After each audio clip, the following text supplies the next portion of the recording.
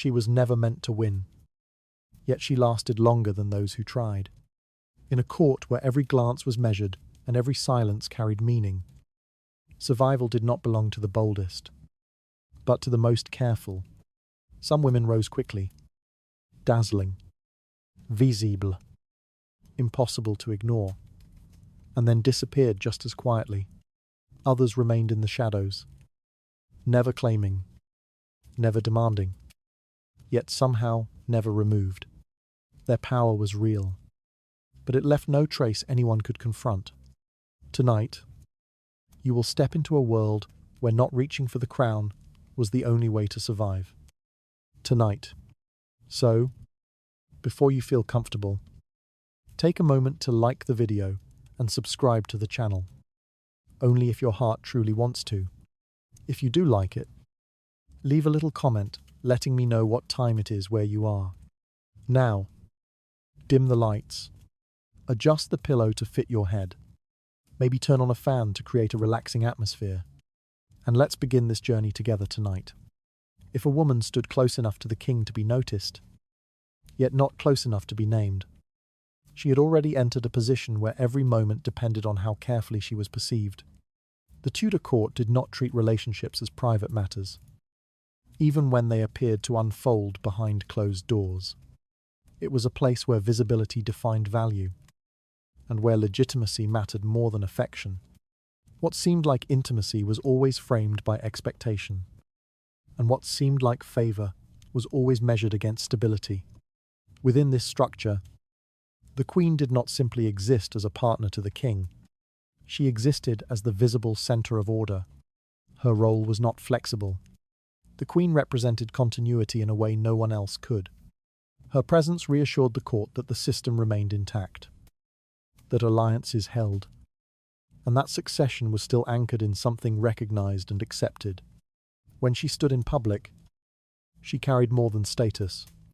She carried the idea that the kingdom had a fixed shape, one that could be seen, understood, and trusted. Because of this, she was surrounded by layers of protection that did not need to be enforced openly. Nobles aligned themselves with her position. Families reinforced her standing, and the court adjusted itself around her without needing instruction. Her authority did not depend on how much she was loved. It depended on how clearly she was recognized. Recognition, in this place, was everything.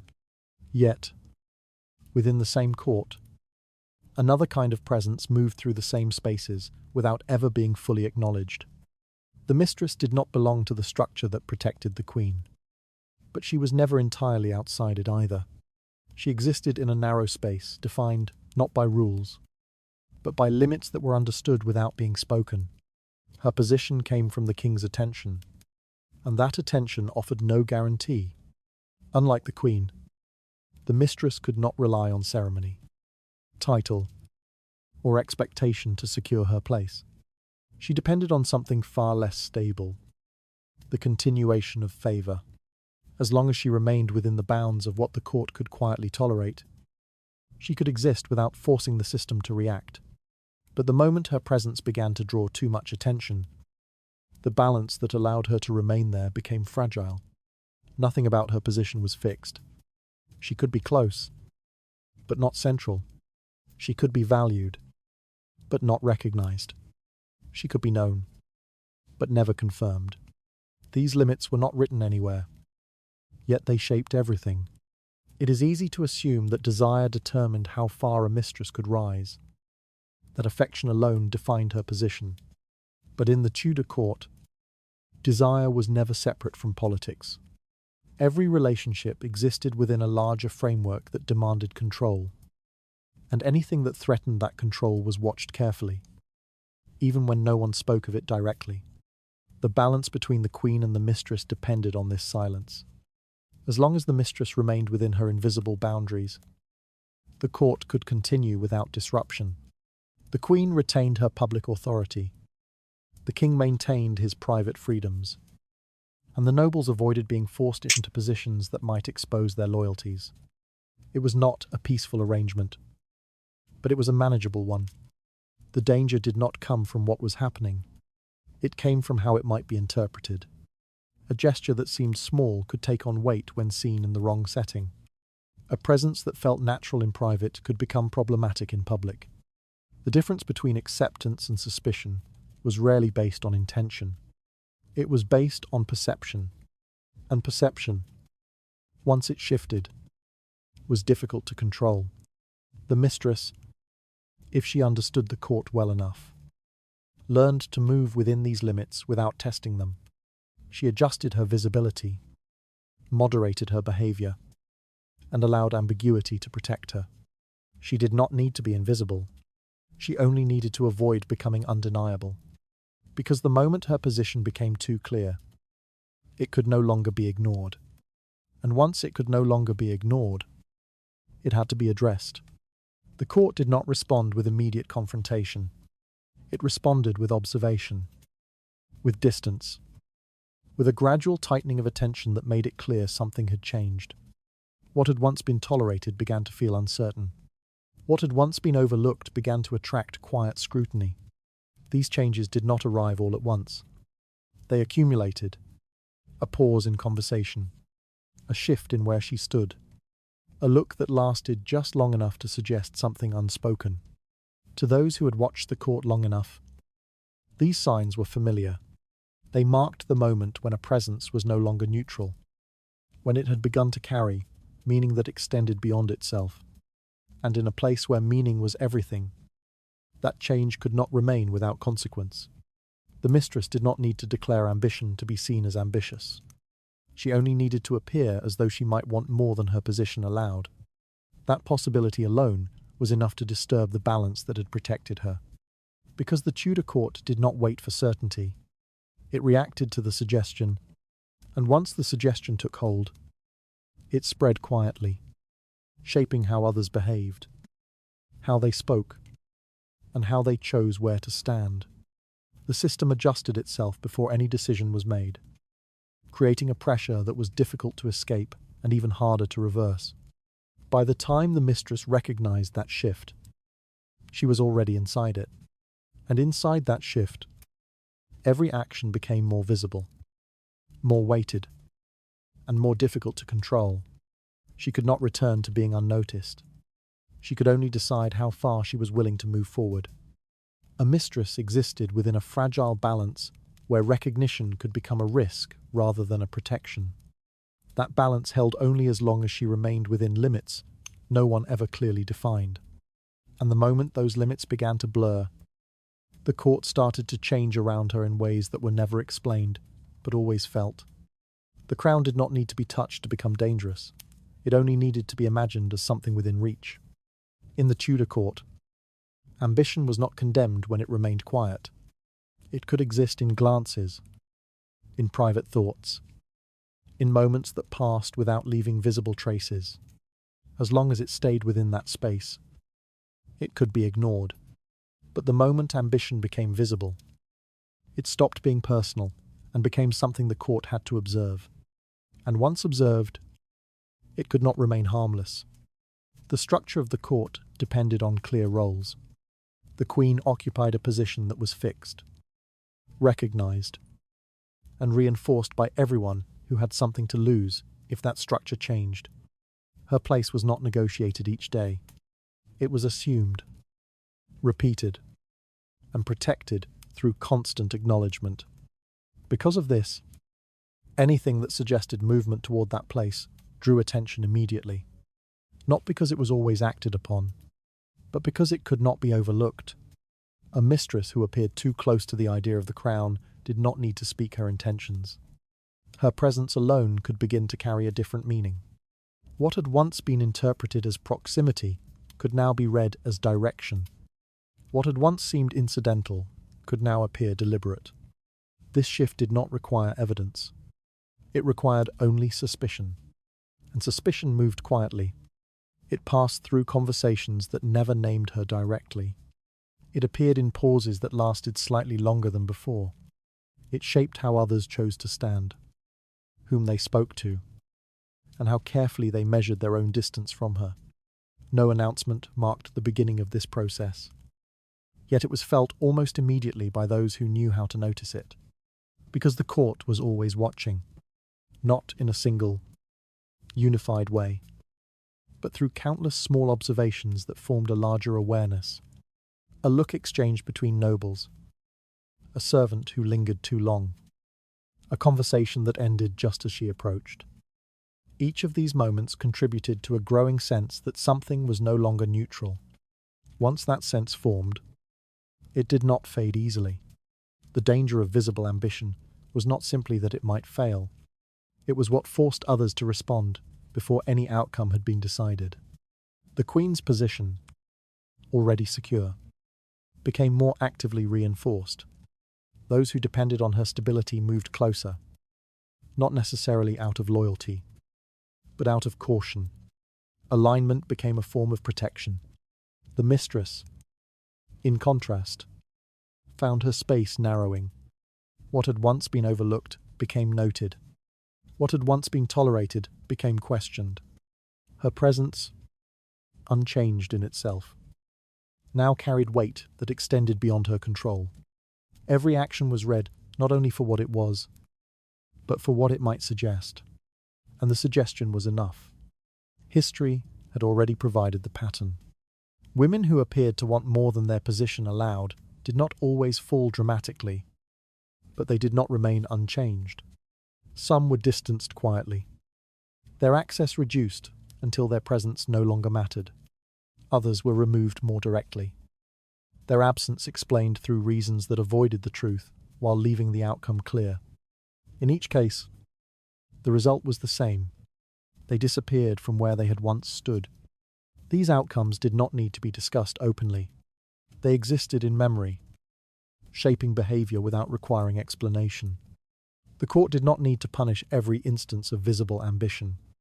It only needed to remind itself of what happened when ambition became too clear. And that reminder was constant. For the mistress, the difficulty was not in feeling desire for more, but in preventing that desire from taking a visible form. The line she had to observe was not defined by action alone, but by perception, a gesture held too long, a presence that seemed too assured, a confidence that no longer appeared cautious. Each of these could be read as a movement towards something that could not be permitted. Once read that way, it could not be undone easily. The king, positioned within this tension, did not act freely. His choices existed within a system that required continuity, and continuity depended on maintaining the distinction between what was acknowledged and what was not. To blur that distinction would not simply alter one relationship. It would introduce uncertainty into the entire structure, and uncertainty, in this place, was treated as a threat. So, hesitation appeared. Access shifted. Time became less certain. Distance began to form where ease had once existed. These changes did not arrive as decisions. They emerged as adjustments. Small at first, then increasingly difficult to ignore. The relationship did not end in a single moment. It altered gradually, shaped by forces that neither side fully controlled. For those who watched closely, this pattern was familiar. A woman would come near the boundary, remain there for a time, and then, if she failed to step back, to find that the space around her had changed in ways that limited every possible movement. What had once been open became narrow. What had once been possible became restricted. The crown, in this sense, was never simply a prize. It was a limit. To approach it was to reveal something that could not remain hidden, and once revealed, that something had to be managed, not for her sake, but for the sake of the system that could not allow its structure to be questioned. The mistress did not need to cross the line. She only needed to be seen as if she might, and that was often enough. The crown marked a boundary where private desire became a public concern that could not be ignored. Those who appeared too close to it were watched more carefully, even before anything had truly changed. And once that attention settled on them, what followed was rarely spoken, but always understood. A mistress did not need a title to hold influence. but she needed to understand why she could never be given one. The Tudor court was not organized only by rank, but by visibility. Some positions were meant to be seen, repeated, and confirmed in public space. Others existed only as long as they remained outside that structure. The queen belonged to the first. The mistress, by necessity, belonged to the second. She lived in a separate space that was never formally defined. It was not a room, not a title, not a place marked on any map of the court. It was a condition, a way of existing close to power without becoming part of it. She could be near the king, speak to him in private, influence what he felt, and sometimes what he decided.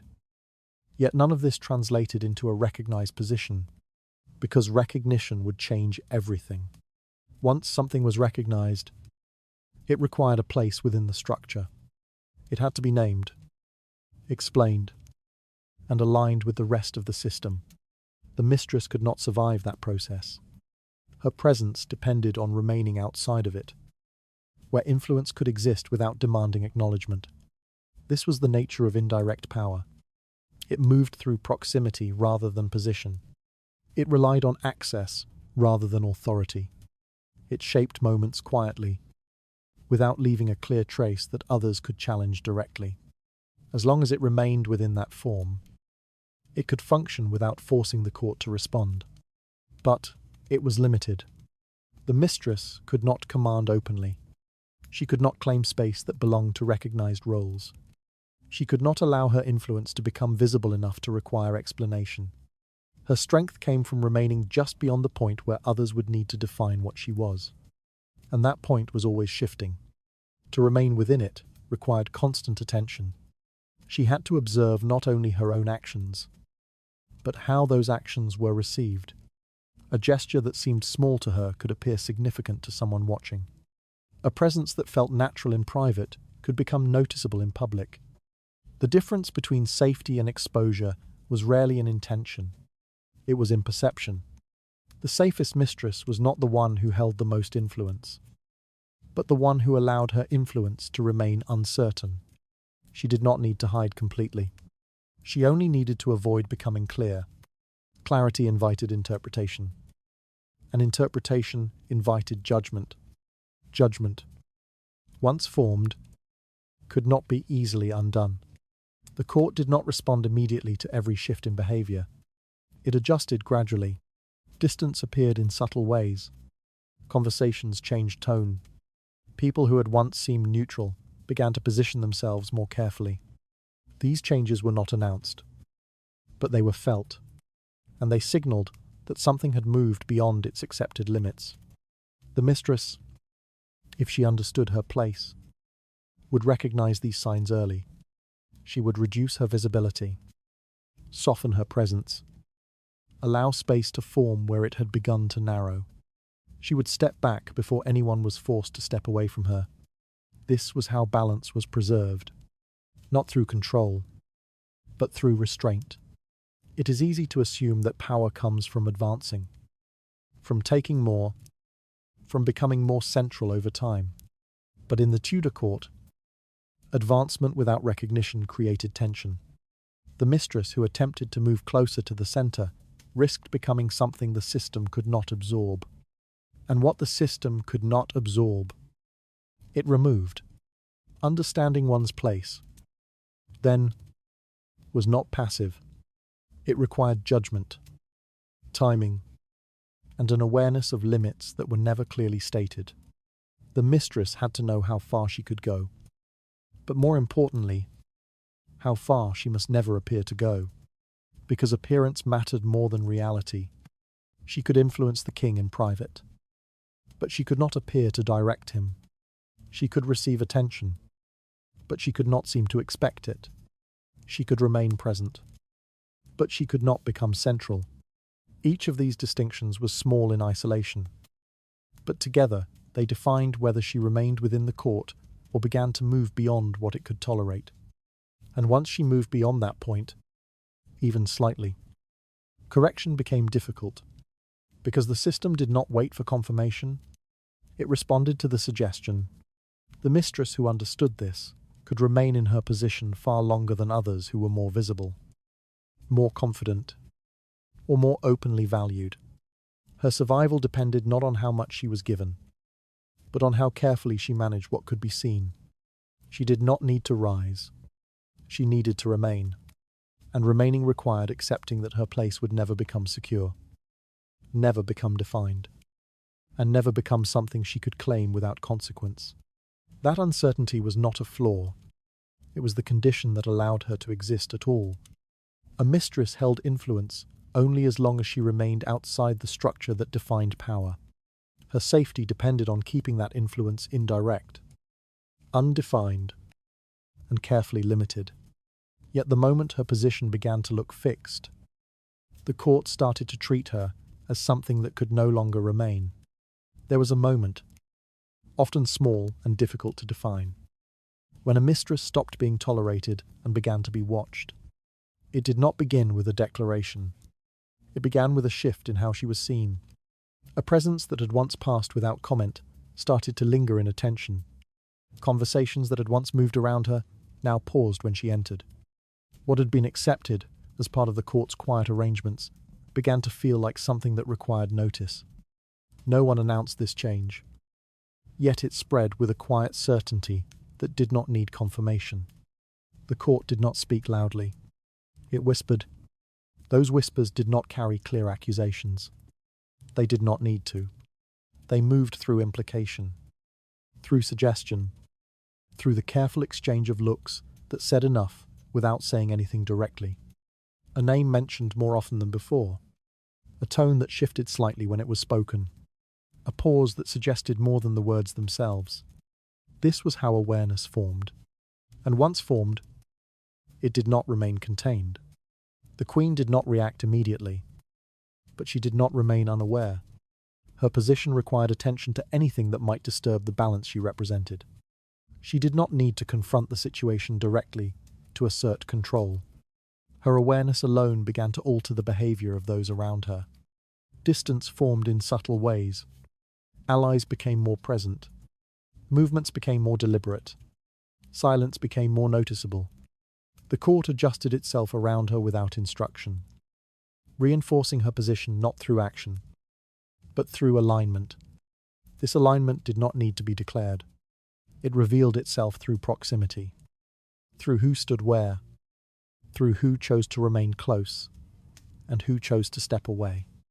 The mistress, within this shifting space, found that nothing had changed, and yet everything had. Her access to the king might remain. Her words might still be heard, but the meaning of those interactions had begun to shift. What had once been private was now being interpreted. What had once belonged only to two people now carried weight that extended beyond them. And that weight created pressure. The king, placed at the center of this growing tension, could not remain untouched by it. His position did not allow for complete freedom, no matter how it appeared. Every decision he made existed within a system that demanded stability, and stability required that certain lines remain intact. The closer those lines were approached, the more visible his hesitation became. It was not always spoken. It appeared delayed. In shortened conversations, in moments where certainty had once existed, now been replaced by pause. This hesitation did not resolve the situation. It intensified it, because hesitation suggested uncertainty, and uncertainty invited interpretation. Those watching began to read meaning into every change, every absence, every slight adjustment in behavior. What had once been overlooked was now examined. An examination rarely led back to neutrality. The mistress, if she was attentive, would feel the narrowing of space around her. What had once been open became defined. Movements that had once been effortless required consideration. Presence that had once been natural now carried consequence. She could continue forward, or she could step back, but even that choice was no longer entirely hers, because the court had already begun to respond, not with open conflict, but with quiet positioning that made certain outcomes more likely than others. The structure did not need to force a decision immediately. It only needed to shape the environment in which that decision would be made. And within that environment, neutrality became impossible. The question was no longer whether she wanted more. It was whether she could remain without forcing others to choose. Because once a choice was required, it did not remain private. It extended outward, pulling others into alignment, turning a personal relationship into a matter of position. Those who had once remained distant were drawn closer. Those who had once been silent began to take sides, even if only through where they stood and how they behaved. The mistress, in that moment, was no longer just a presence. She was a problem that needed resolution. And problems, in the Tudor court, were never allowed to remain without an answer. A mistress could remain accepted until her presence began to carry meaning beyond itself. Once that meaning spread, the court responded not with noise, but with alignment and quiet pressure. Then, within that pressure, a choice began to form that would no longer belong to her alone. A mistress did not remain safe by having less desire, but by choosing carefully how that desire was allowed to appear. In the Tudor court, restraint was not a natural condition. It was a deliberate strategy. The difference between survival and exposure often depended on whether a woman understood that what she felt mattered less than how those feelings were perceived. The mistress who lasted was not necessarily the one who wanted less, but the one who revealed less. She learned to direct attention away from what could not be allowed. Loyalty, when expressed correctly, became her first protection, but it was not loyalty in the way others understood it. It was not directed toward the structure of power, nor toward the crown that defined it. It was directed toward the king as an individual, separated carefully from what he represented. This distinction was subtle, but essential. To show loyalty to the king was acceptable. To show attachment to what he could grant was dangerous. The difference lay in implication. One suggested affection, the other suggested intention. And intention, once perceived, could not remain harmless. So she spoke in ways that reduced implication. Her presence suggested closeness, but not claim. Her gestures reflected attachment, but not expectation. She allowed herself to be seen as someone who responded to the king, not someone who might shape what came after him. In doing so, she created a space where her position could be understood as personal rather than political. And personal connections, when kept within limits, were easier to tolerate. The same principle guided what she avoided. Marriage, though never always mentioned directly, existed as a possibility that could not be approached without consequence. It did not need to be proposed to become dangerous. Even the suggestion that such a future might be considered was enough to shift how she was perceived. The court did not wait for formal intention. It reacted to signs, and signs could appear in the smallest details. A tone that carried expectation, a question that lingered too long, a presence that seemed to anticipate permanence. Each of these could be read as a movement towards something that the system could not allow. So she avoided them, not by denying their existence, but by refusing to give them form. She did not speak of the future in ways that required definition. She did not allow her position to suggest continuation beyond what was already understood. She remained within the present, where her role could exist without forcing others to imagine what might come next. This required discipline, because the court did not separate emotion from interpretation. What she felt, even if never spoken, could still be inferred through behavior. A change in confidence, a shift in how she carried herself, a subtle expectation that others might begin to notice. These were enough to create meaning where none had been declared. Meaning, once formed, it created pressure. The mistress who understood this learned to shape her presence carefully. She allowed herself to appear as someone who received attention, not someone who directed it. She accepted what was given without suggesting that it should continue. She existed as a response, not as a force. This made her easier to contain. And containment, in this environment, was the condition that allowed her to remain. It is easy to assume that power comes from becoming more defined, more visible, more certain over time.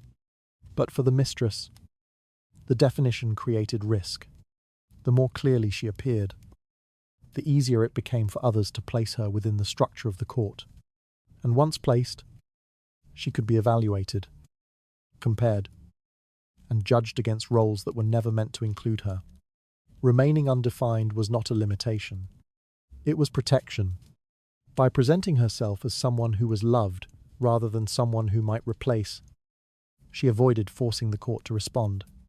She did not challenge the Queen's position, not because she lacked the ability, but because she understood the cost of appearing to do so. Her restraint was not weakness. It was a calculation, and the calculation required consistency. One moment of visible ambition could undo what had been maintained over time. A single gesture that suggested expectation could shift perception in ways that were difficult to reverse. The court did not need repeated evidence. It needed only enough to form a conclusion. Once formed, that conclusion rarely changed. So she remained careful. She accepted affection, but not implication. She maintained closeness, but not direction. She existed within the relationship, but not beyond it. And in doing so, she preserved the balance that allowed her to remain where others had not. Because in the Tudor court, survival was not determined by how much one was given, but by how carefully one avoided appearing to want more. A mistress protected herself by shaping how her desire was seen rather than eliminating it. Her safety depended on presenting loyalty as personal, never as a claim toward what the king could grant. Once that presentation slipped, even slightly, her position began to take on a meaning the court would no longer ignore. A mistress remained safe, not by hiding completely, but by knowing exactly when and where she could be seen. The Tudor court was not only a place of power, but a stage. Every ceremony, every entrance, every moment in the Great Hall was arranged to reinforce a visible order. The king stood at the centre, but beside him, always in view, stood the Queen.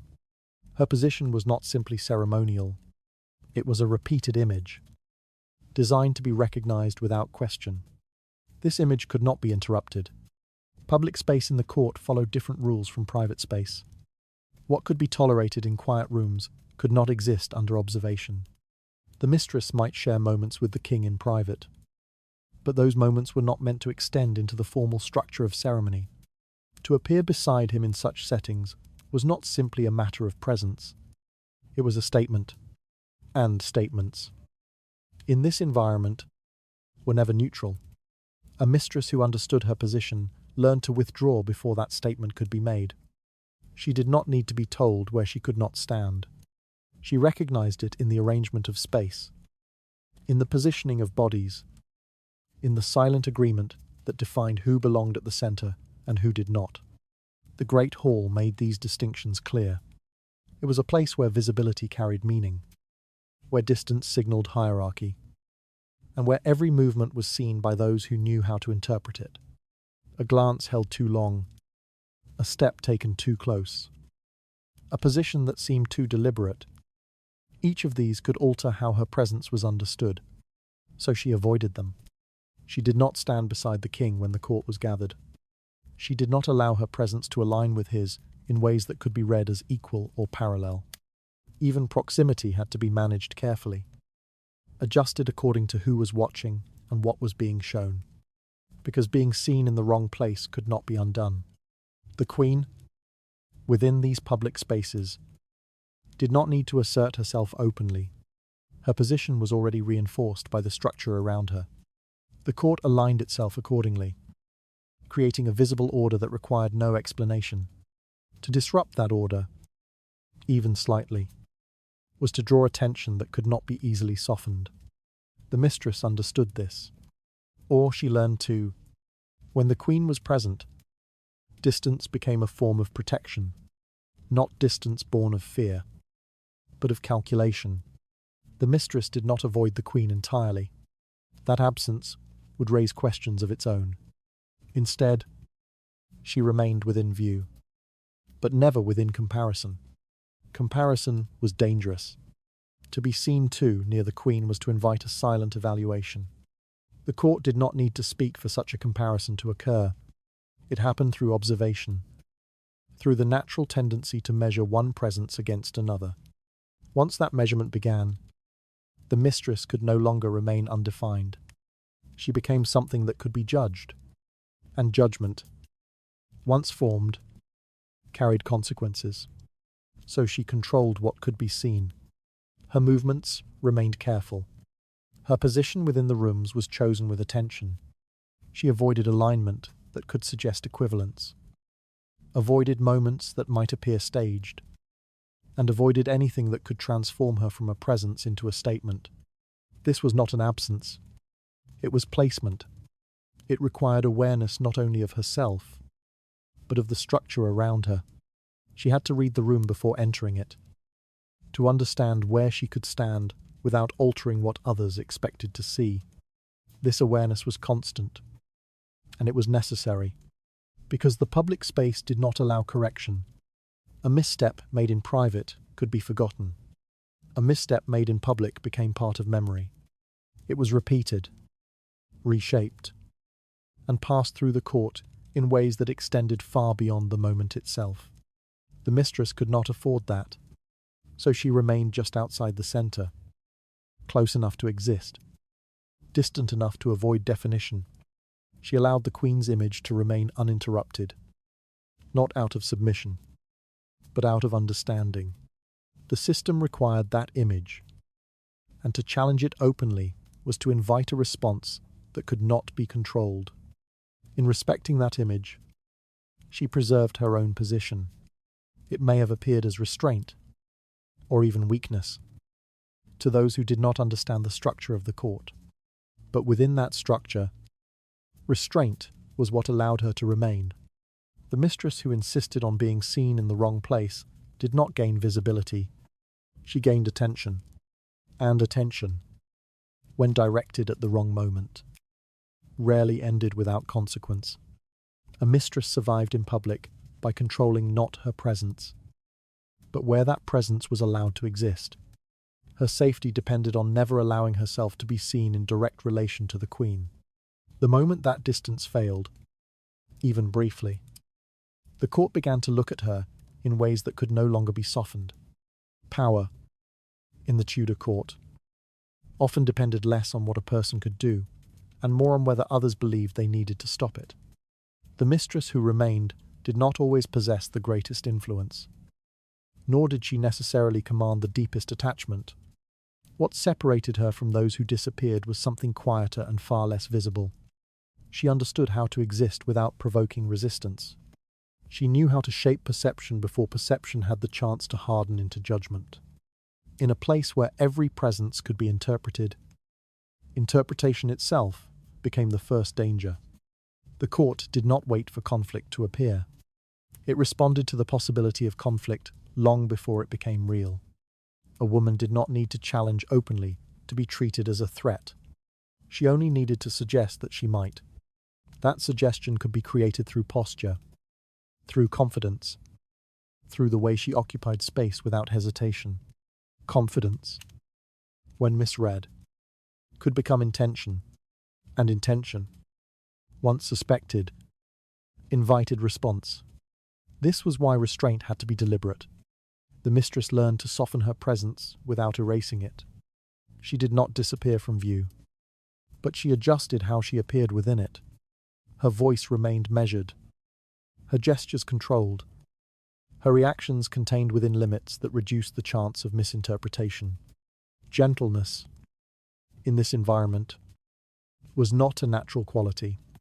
It was a constructed one. To appear gentle was to signal that no action was required. It reassured those watching that she did not intend to disrupt what already existed.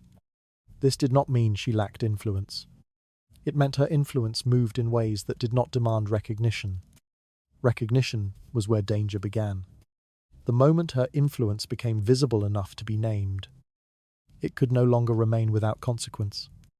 Once named, it could be compared.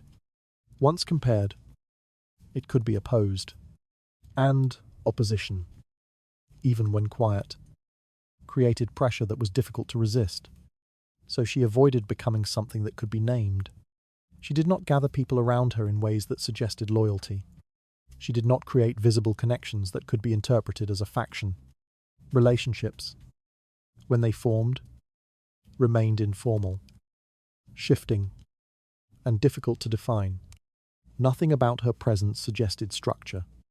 Structure implied permanence, and permanence implied ambition. The court was sensitive to both. A mistress who appeared surrounded did not look secure. She looked established. The establishment suggested that she was no longer simply responding to the king, but beginning to shape something of her own. That suggestion alone could change how others moved around her. Distance would follow. Observation would increase. Interpretation would sharpen. None of this required confrontation. It happened quietly. Through adjustment, the same awareness guided what she did not ask for. Requests, especially those that pointed toward recognition, altered how she was understood. To ask for a position was to step into visibility. To seek acknowledgement was to force the court to consider where she belonged.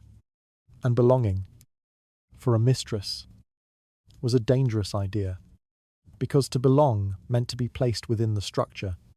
Once placed, she could be measured against roles that were never meant to include her. The flexibility that allowed her to exist would disappear, replaced by expectations that demanded consistency and justification. Expectation created weight, and weight made survival more difficult. The mistress who remained understood that what was not asked for could not be refused. By avoiding requests, she avoided a response. By avoiding response, she remained outside the processes that would otherwise define her. She accepted what came without shaping it into something that required explanation. This was not passivity. It was control. Control over how much could be seen. Control over how much could be interpreted. Control over how much others were forced to consider her as something more than what she appeared to be. Because once others were forced to consider, they would eventually be forced to decide, and decisions rarely favored uncertainty. It is often assumed that power grows through accumulation, through building alliances, through making one's position undeniable. But in the Tudor court, accumulation created visibility, and visibility created exposure. The more defined her presence became, the easier it was for the system to respond to it. And the response, once initiated, did not stop easily. The strength of not being a threat lay in preventing that response from ever becoming necessary. By remaining gentle, she reduced the urgency of attention. By avoiding structure, she reduced the clarity of interpretation. By refusing recognition, she avoided being placed within a system that could no longer tolerate her ambiguity. Each of these choices limited what others could do, because without a clear form, there was nothing to oppose. Without something to oppose, there was no need to act. And without action, she remained, not secure, not protected, but still present within a balance that held only as long as it was not disturbed. A mistress endured by ensuring that her presence never required others to react against it. Her safety depended on remaining gentle, undefined, and without visible intention to claim more. At the instant, she appeared as something that might need to be resisted. The court began to move in ways that quietly removed her from where she stood. Survival, in the Tudor court, did not belong to the most admired woman, but to the one who caused the least discomfort. It is easy to assume that beauty secured attention, and that attention secured safety. The court, at first glance, seemed to reward what was visible. Faces were remembered, gestures repeated, and presence became familiar through constant notice. But attention alone did not protect anyone. In many cases, It did the opposite, because attention invited interpretation, and interpretation rarely remained neutral. A woman who stood out too clearly became something that others needed to understand. Her presence demanded explanation. Her closeness to the king required meaning, and once meaning was assigned, it shaped how others responded, whether through distance, alignment, or quiet opposition. Beauty could draw attention, but it could not control what that attention became. The same applied to power. Influence, when expressed openly, carried weight that extended beyond the moment in which it was used. A suggestion that changed a decision. A presence that seemed to direct rather than respond. A confidence that appeared to shape outcomes. Each of these could be read as movement towards something that required acknowledgement. And acknowledgement led to judgment. The court did not resist the influence itself. It resisted influence that appeared structured, intentional, or sustained. A mistress, who seemed to hold visible power, did not appear secure. She appeared positioned, and position, once recognized, could be compared to others that were already defined within the system. Comparison created tension, and tension required resolution. The mistress who survived understood this before it became visible. She did not rely on beauty to maintain her place, because beauty alone could not soften suspicion. She did not rely on visible power, because power that could be seen could also be measured, challenged, and removed. Instead, she relied on something less defined. She shaped how others felt in her presence. This was not achieved through absence, but through careful adjustment. She remained visible, but never in a way that forced others to reconsider their own position. She did not create discomfort. She did not alter the balance of the room simply by entering it. Her presence settled into the space without displacing what was already there. This made her easier to accept. Acceptance, in this context, was not approval. It was the absence of resistance. To avoid resistance, she reduced the signals that might trigger it. She did not appear to compete. She did not appear to replace. She did not appear to gather anything around her that could be interpreted as an intention. Her influence, if it existed, moved without leaving a shape that others could clearly identify. Because once identified, it could not remain unchallenged. The mistress who caused no alarm could remain longer than one who inspired admiration mixed with uncertainty. Admiration created focus. Uncertainty created caution. Together, they produced a tension that was difficult to escape. She avoided both. Her gestures remained contained. Her presence remained measured. Her position remained undefined. These were not signs of limitation. They were methods of control. Control over perception allowed her to exist within the court, without forcing others to react. It prevented her from becoming a subject of discussion that required resolution. As long as she did not become something that others needed to define, she remained outside the processes that would eventually remove her. The difficulty was that this balance could not be maintained without awareness.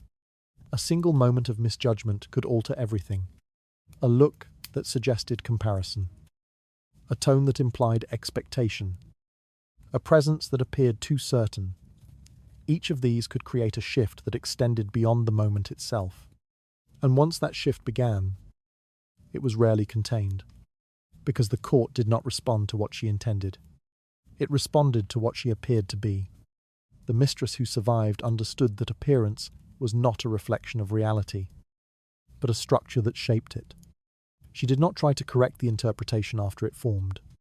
She prevented it from forming at all. By remaining gentle, she reduced suspicion. By remaining undefined, she avoided comparison. By remaining unthreatening, she removed the need for a response. This was not the absence of power. It was a different form of it. A form that existed without forcing others to acknowledge it, and therefore without forcing them to act against it. And in a place where action often led to removal, avoiding action was the closest thing to safety. A mistress survived not through beauty or visible power, but through the absence of anything that required others to react. Her strength lay in shaping perception, so that no one felt the need to question or oppose her presence. Within that quiet balance, something less visible than influence determined who remained and who slowly disappeared. Control, in the Tudor court, did not begin with action. It began with a restraint that no one else could see. The mistress who remained did not misunderstand what she could gain. She understood it too well. She knew how close she stood to power, how easily access could become influence, and how quickly influence could be mistaken for something more permanent. What distinguished her from those who disappeared was not the absence of ambition, but the discipline to contain it before it became visible, because visibility was where danger began. Favor, by its nature, was unstable.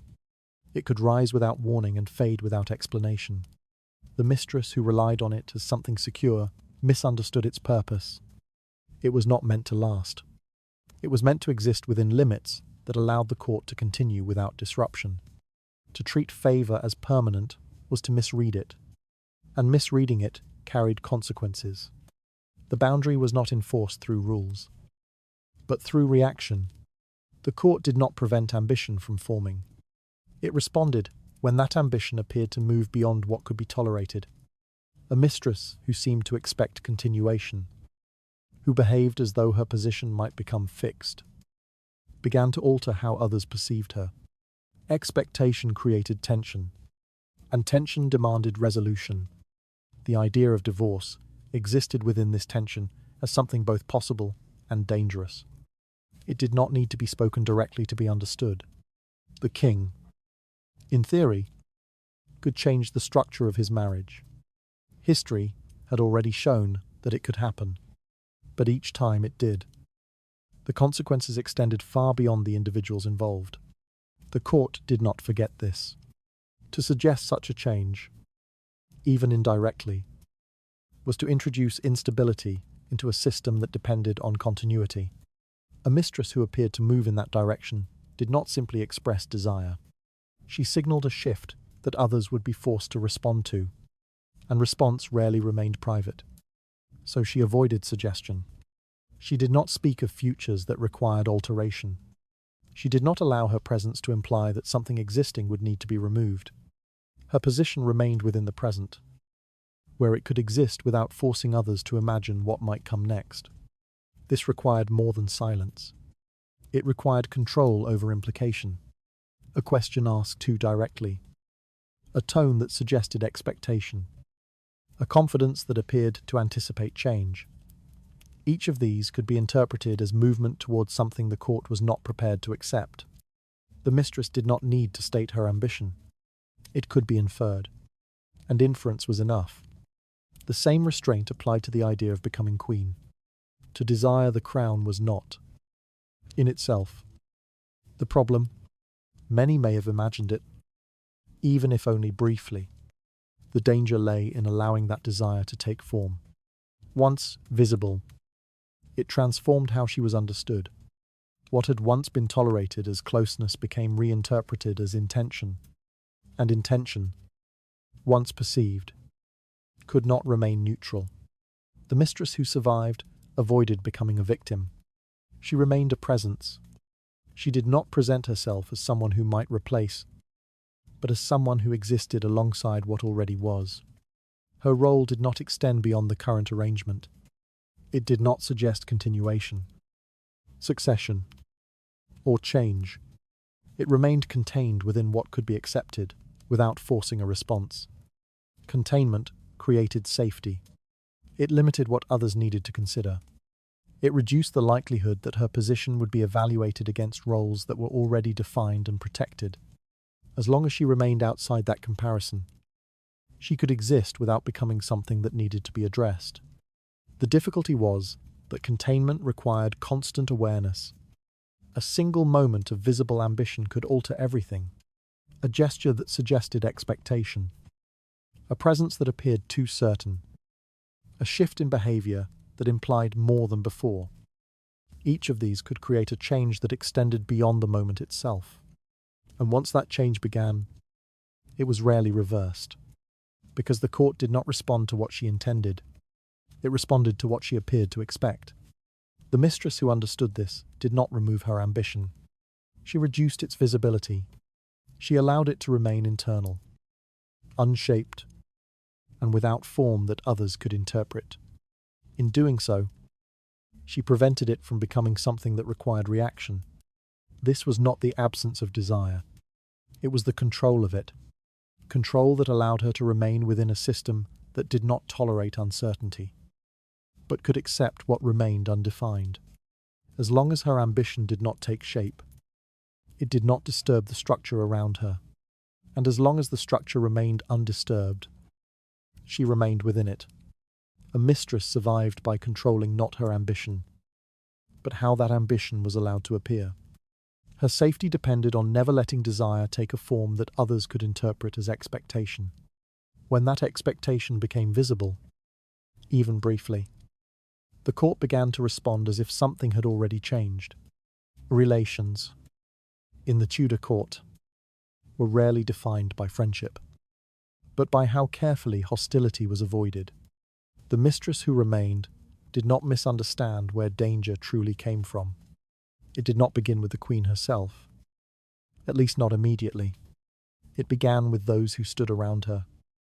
The family, the allies, the networks that extended beyond the visible structure of the court.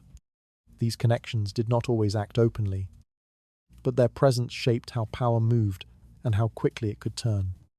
To confront them directly was to invite attention that could not be contained. And attention, once drawn, rarely remained focused on a single moment. The mistress, if she understood her position, avoided creating that moment altogether. She did not need to win favor from those aligned with the queen. She only needed to ensure that they did not see her as something that required opposition.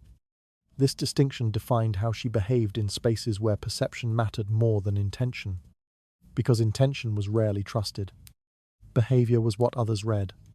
Open hostility, even when subtle, carried weight that extended beyond the exchange itself. A comment that seemed dismissive, a gesture that suggested superiority, a tone that implied comparison. Each of these could be interpreted as an attempt to challenge the queen's position. Once interpreted that way, it did not remain isolated. It spread, through conversation, through memory, through alignment. The court did not require proof of conflict to begin responding to it. It reacted to the possibility of conflict, often before it became visible in any clear form. The mistress, who allowed herself to appear dismissive of the queen, did not simply risk disapproval. She risked becoming a point of convergence for those who already had reason to defend the existing structure. And that convergence created pressure. Pressure that did not need to be applied directly. It appeared through distance, through exclusion, through the quiet withdrawal of tolerance that had once allowed her to remain. The space around her did not collapse suddenly. It narrowed, gradually, until her movements became limited in ways she could no longer control. All of this could begin with something as small as a misplaced expression. So, she avoided it. Not by denying her position, but by refusing to compare it. She did not present herself as an equal, nor did she suggest that comparison was possible. The queen's role remained untouched in how she spoke, how she stood, and how she behaved in shared spaces. This was not an act of submission. It was a method of preservation. Respect, when expressed correctly, prevented interpretation from turning against her. It reassured those watching that she did not intend to disturb what was already defined. And as long as that reassurance held, others had no reason to act. The same awareness guided how she moved within the divisions of the court. Factional lines existed, even when they were not openly acknowledged. Alliances formed around shared interests. Loyalties shifted over time, and positions were rarely as stable as they appeared. The mistress, if she aligned herself too clearly with one side, risked becoming part of a structure that could not remain neutral. And neutrality was her protection. To choose a side was to accept visibility. To accept visibility was to invite evaluation. Once evaluated, she could be placed, compared, and eventually opposed. The flexibility that allowed her to exist would disappear, replaced by a role that required definition. The definition made her vulnerable, so she remained between. Her presence did not confirm alignment. Her behavior did not reveal a preference. She listened without agreeing, observed without engaging, and allowed others to project what they wished without giving them confirmation. This created uncertainty, but it also prevented her from becoming something that required a coordinated response.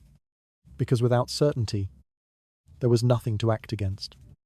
It is often assumed that survival in such an environment requires gaining allies, building support, and securing loyalty.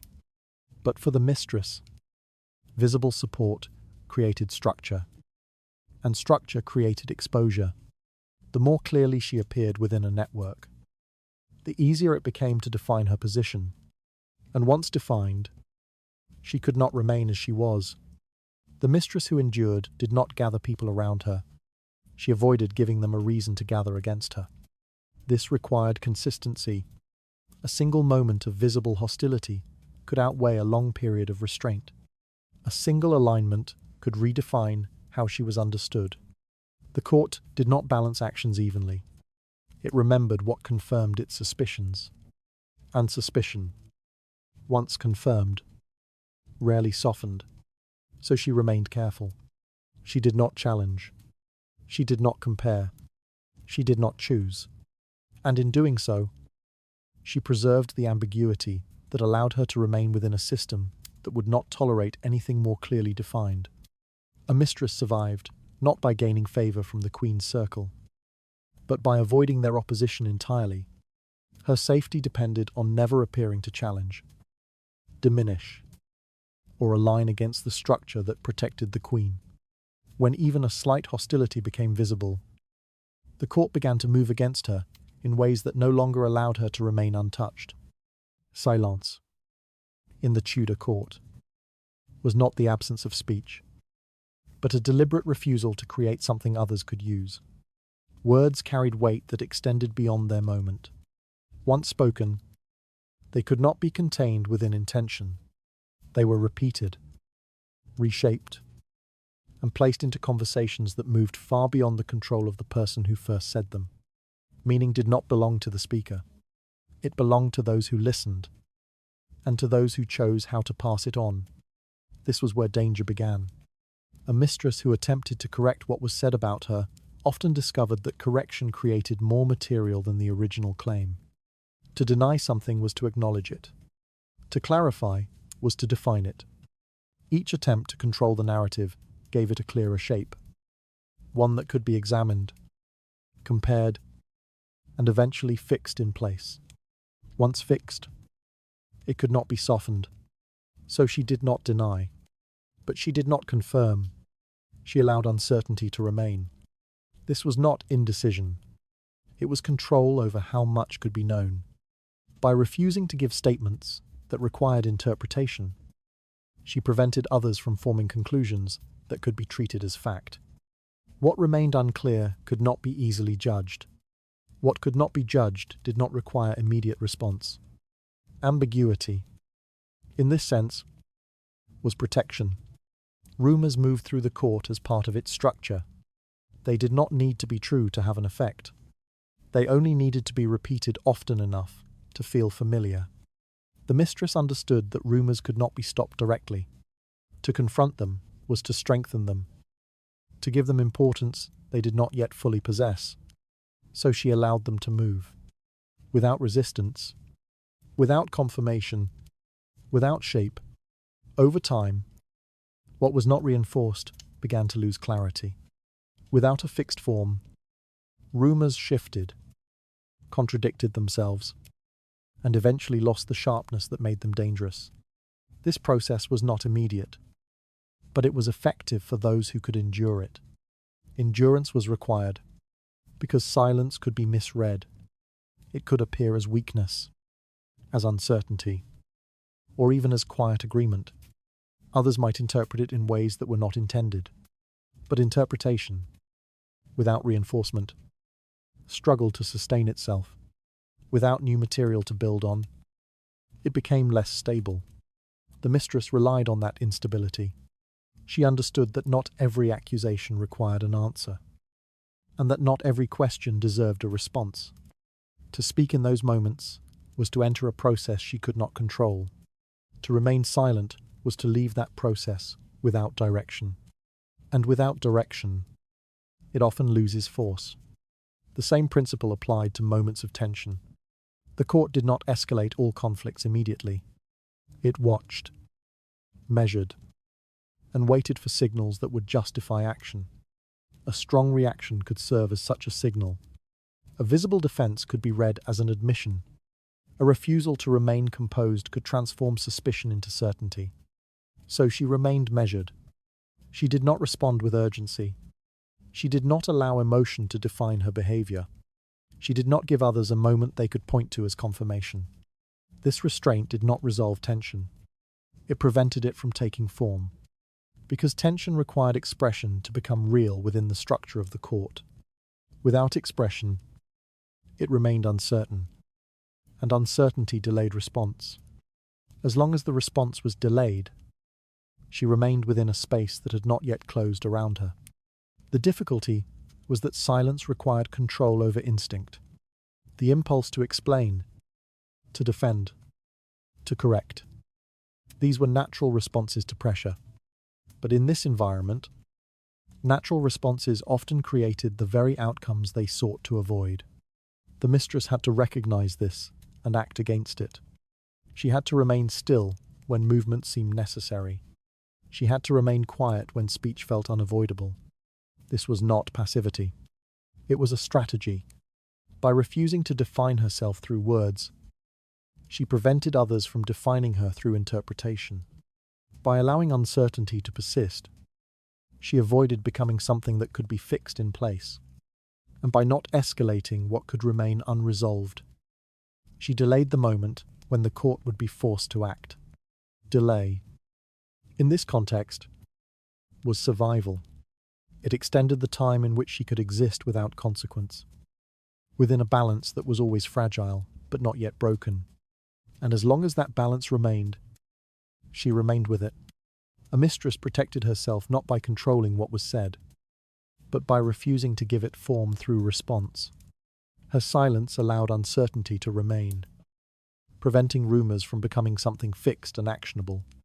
The instant that silence broke, even briefly, the court gained something it could finally define and act upon. Silence, in the Tudor court, did not remove a woman from attention, but it made her impossible to fix in place. The court depended on interpretation. Every word, every gesture, every visible reaction was observed and given meaning. Meaning allowed others to understand what they were facing. Once understood, it could be positioned, compared, and eventually controlled. This process did not require certainty. It required enough material to build a conclusion. Words provided that material. A single statement could be repeated in different forms, carried through conversations that altered its tone without changing its effect.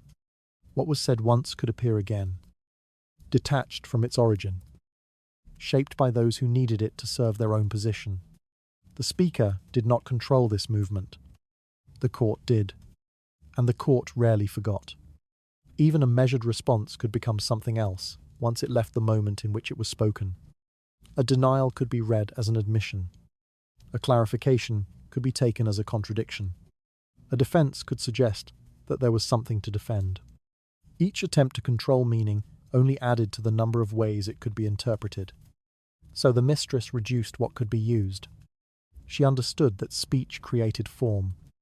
It gave others something to hold, something to repeat, something to shape into a version of her that could be shared without her presence. Once that version existed, it moved independently, no longer requiring her to sustain it. And once it moved, it could not be retrieved. The same danger existed in what was not said directly, but revealed through reaction. The court did not listen only to words. It watched for signs that might confirm what was suspected. A hesitation, to a glance, a moment of visible discomfort. Each of these could be taken as evidence of something that had not been spoken. Observation filled the gaps that silence left behind, but observation without confirmation remained unstable. The mistress relied on that instability. By refusing to respond in ways that created clear meaning, she prevented others from completing the pattern they were trying to form. They could suspect, but they could not confirm. They could observe, but they could not define. Without definition, action remained uncertain. Uncertainty delayed response, and delay created space. In that space, she could remain. This did not mean that silence removed attention. It did not make her invisible. It did not prevent others from watching her more closely. But it altered the quality of that attention. It made it less certain, less directed, less capable of forming into something that demanded immediate reaction. Because the court preferred clarity. Clarity allowed it to act. Without clarity, it waited. The mistress who spoke too much reduced the waiting. She provided the material needed to shape perception into something stable. Once stable, that perception could be shared, repeated, and eventually accepted as truth within the structure of the court. The mistress who remained silent extended the waiting. She allowed suspicion to remain incomplete. She allowed interpretation to shift without settling. She gave others nothing that could be fixed, nothing that could be easily repeated without losing its form. This made her difficult to confront, because confrontation required something to confront. Without that, the action risked being misplaced. And in a court where every action carried consequences, misplaced action was avoided whenever possible. The system did not move without reason. Silence removed the clarity that reason depended on. So she remained quiet, not absent, not withdrawn, but contained. She did not react when a reaction was expected. She did not answer when an answer would create direction.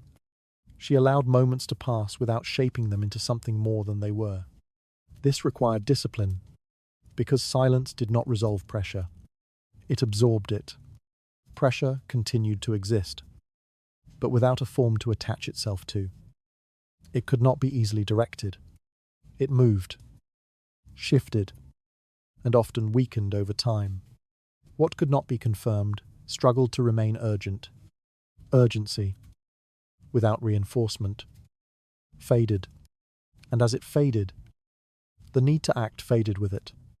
The mistress did not remove the danger. She delayed it, and in delay, she found the only space in which she could continue to exist without forcing the court to decide what she had become. A mistress did not escape judgment by speaking carefully, but by refusing to provide what judgment required. Her silence prevented suspicion from settling into something that could be clearly understood and acted upon. In that uncertainty, something remained unresolved, and as long as it remained that way, the court hesitated to move against her. Children, in the Tudor court, did not belong entirely to the family that raised them, but to the system that interpreted what they might become. Some, especially, carried a weight that extended far beyond his presence. He was not only seen as a child, but as a possibility. His existence suggested a future that had not yet been decided. And in a court where succession defined stability, that suggestion alone could alter how others behaved. Possibility created attention, and attention created risk. The mistress who bore a son did not misunderstand what that meant.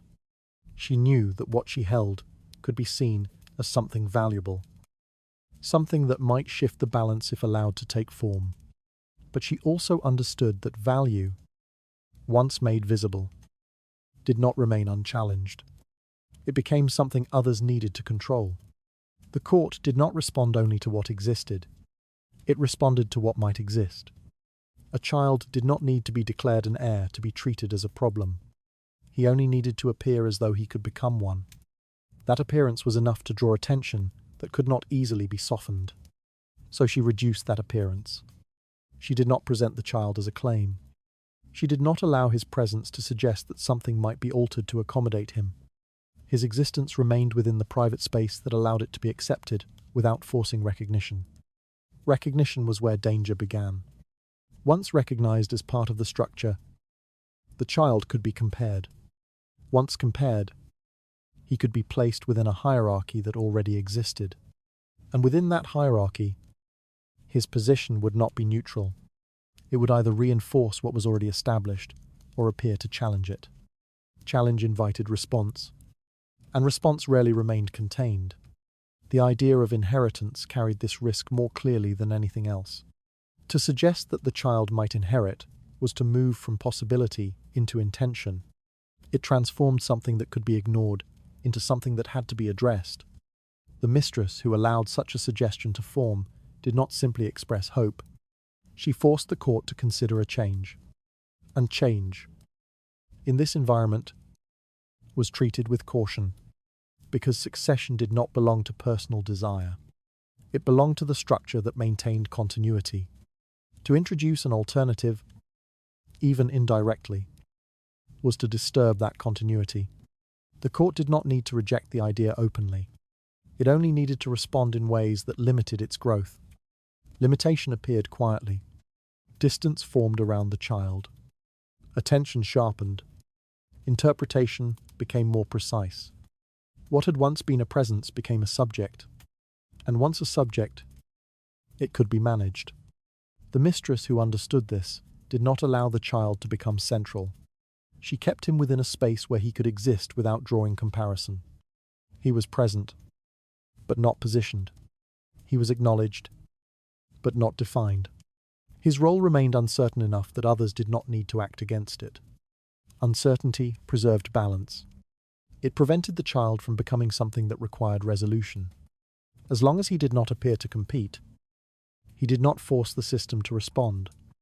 The mistress, in turn, maintained her own position by ensuring that his existence did not alter how she was perceived, because perception extended from one to the other. If the child appeared to carry ambition, that ambition would be attributed to her. If he appeared to be positioned, she would be seen as placing him there. The court did not separate these meanings. It combined them into a single interpretation that shaped how both were understood. So she controlled what could be seen. She did not elevate him beyond what could be quietly accepted. She did not allow his presence to suggest continuation. She kept him within the present, where he could remain without forcing others to imagine what might follow. This required restraint that extended beyond herself, because the child represented something she could not fully control. Yet she controlled how he was presented, and presentation determined response. The mistress who failed to manage this balance often discovered that the child who could have secured her position instead accelerated her removal. What might have been seen as value became a source of tension that the court could not ignore, and what could not be ignored did not remain. The mistress who endured understood that survival did not come from what she possessed, but from how carefully she prevented that possession from becoming visible as a claim. The child, in this sense, was not protected. He was a possibility, and possibility, when left undefined, could remain, but once defined, it could not. A mistress protected her position by ensuring that her child remained a possibility rather than a claim. Her safety depended on preventing his existence from suggesting any challenge to what was already established. The moment he appeared as something that could compete, the court began to respond as if that competition had already begun. Appearance, in the Tudor court, did not simply reflect position. It created it. The mistress who remained understood that what she wore, how she moved, and the way she occupied space could suggest meaning long before anyone spoke. Meaning did not need to be declared. It formed through repetition, through familiarity, through the quiet accumulation of details that others began to recognize and interpret. And once recognized, it could not remain neutral. The court relied on symbols to maintain its structure. Certain fabrics, colors, arrangement, and gestures were not chosen at random. They signaled belonging, authority, and legitimacy. The Queen's presence was reinforced not only by her title but by the visual language that surrounded her. That language could not be imitated without consequence. The mistress did not need to claim the Queen's position directly to appear as if she were moving toward it. She only needed to resemble it. A garment that echoed royal form. A posture that suggested ceremony. A presence that aligned too closely with established symbols. Each of these could be read as a shift, and that shift was enough, because resemblance created comparison. Comparison led to judgment. The court did not ignore such details. It observed them, placing each new sign within a pattern that either confirmed stability or suggested change. A mistress who appeared too close to the Queen in form did not simply express taste. She introduced the possibility that roles were no longer as fixed as they should be. This possibility required attention, and attention altered everything around her. The mistress who understood her place avoided this resemblance before it could form. She did not dress in ways that echoed the symbols of authority. She did not select colours or structures that aligned her visually with the Queen. Her appearance remained distinct, not through absence, but through difference. Difference preserved clarity. Clarity prevented confusion. And without confusion, the court had no reason to question what was already established. The same awareness guided how she moved within formal settings. Ceremony, in the Tudor court, followed patterns that reinforced hierarchy. Every gesture, every position, every sequence of movement contributed to a structure that could be recognized without explanation. The Queen's role within that structure was defined not only by where she stood, but by how she participated. To mirror that participation was to disrupt it. Even a small imitation could be interpreted as an intention, a movement that seemed too practiced, a gesture that aligned too closely with ritual, a presence that appeared too composed within formal space. These did not remain unnoticed. They were read, and once read, they were remembered. The mistress avoided these patterns. She did not adopt gestures that belonged to the ceremony. She did not place herself within sequences that suggested equivalence. She remained present without aligning herself with the structure that defined authority. This was not avoidance. It was a separation. Separation ensured that she could not be mistaken for something she was not meant to be. It allowed her presence to exist without forcing others to reconsider the positions around her. As long as she remained visually and behaviorally distinct, she did not create a situation that required interpretation. Interpretation was what made her vulnerable, because once others began to interpret her as a possible replacement, her position changed immediately. What had once been tolerated became something that needed to be addressed. The court did not wait for confirmation. It reacted to the suggestion, and suggestion could begin with appearance alone. The mistress who failed to recognize this often did not understand when the shift occurred. What seemed like a natural expression of confidence or refinement became, in the eyes of others, a movement towards something that could not be allowed. By the time she noticed, the court had already begun to respond. The mistress who endured prevented that moment. She allowed no resemblance that could invite comparison. She adopted no symbol that could be mistaken for a claim. She performed no gesture that could be read as participation in a role that was not hers. Each of these choices limited what others could see, and by limiting what could be seen, she limited what could be said, because without visible similarity, there was nothing to compare. Without comparison, there was no need to judge, and without judgment, there was no reason to act. A mistress remained safe by ensuring that nothing in her appearance or behavior suggested she could replace what already existed. Her distance from royal symbols prevented others from forming comparisons that would force judgment. From that distance, she avoided becoming something the court would feel compelled to define and remove. Luxury, in the Tudor court, did not become dangerous when it was received, but when it was seen too clearly. The mistress did not live without comfort. Gifts moved quietly through the court, passed from the king in ways that did not require announcement. Fabrics, jewels, rooms, and privileges could all be given without altering the visible structure of power, as long as they remained contained within private space. Containment was what made them safe. What was not seen could not be measured. What could not be measured could not be compared. And without comparison, there was little reason for others to respond. The court tolerated many things that remained within this boundary, not because they were approved, but because they did not disturb what was already understood. The mistress who endured understood this boundary with precision. She did not refuse what was given. Refusal would create its own meaning. It would suggest distance, uncertainty, or even disapproval. Instead, she accepted. But she controlled how acceptance appeared. What she received did not become something others could easily observe. It remained close, private, unstated. This was not secrecy for its own sake. It was a way of limiting interpretation. A jewel worn too often. A garment too distinct. A space too noticeably altered.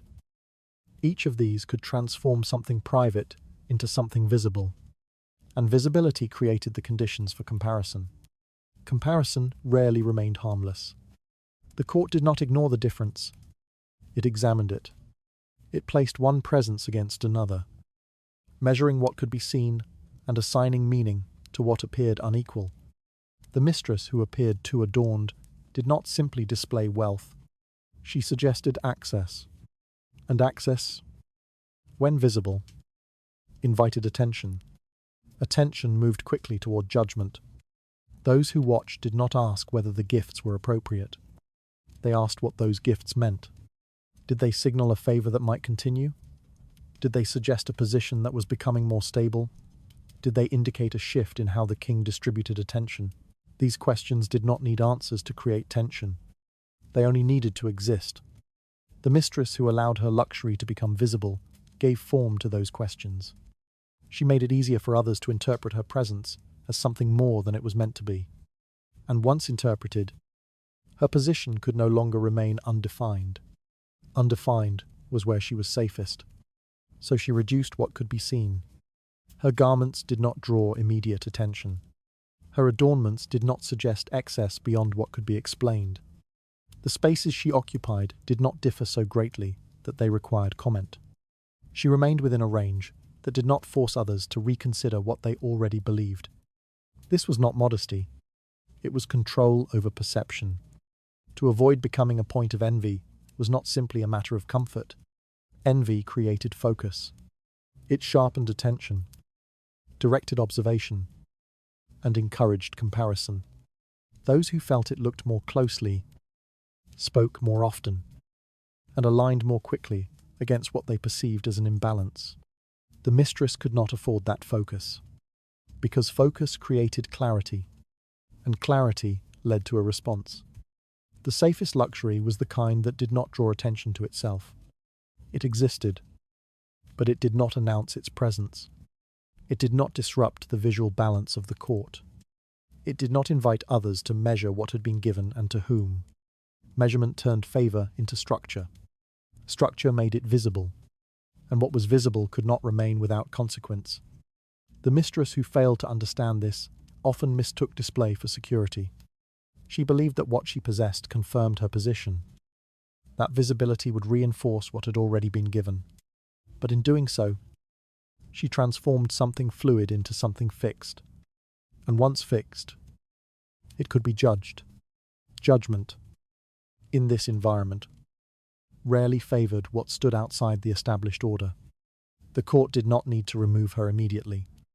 It only needed to adjust how it saw her. Once that adjustment began, the space around her narrowed. shaped by perceptions she could no longer control.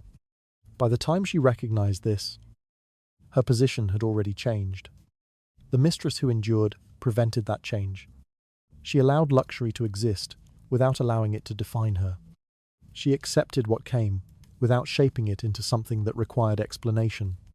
She remained within a balance where comfort did not become visibility, and visibility did not become meaning, because meaning, once formed, did not remain contained, and once it moved, it rarely moved in her favor.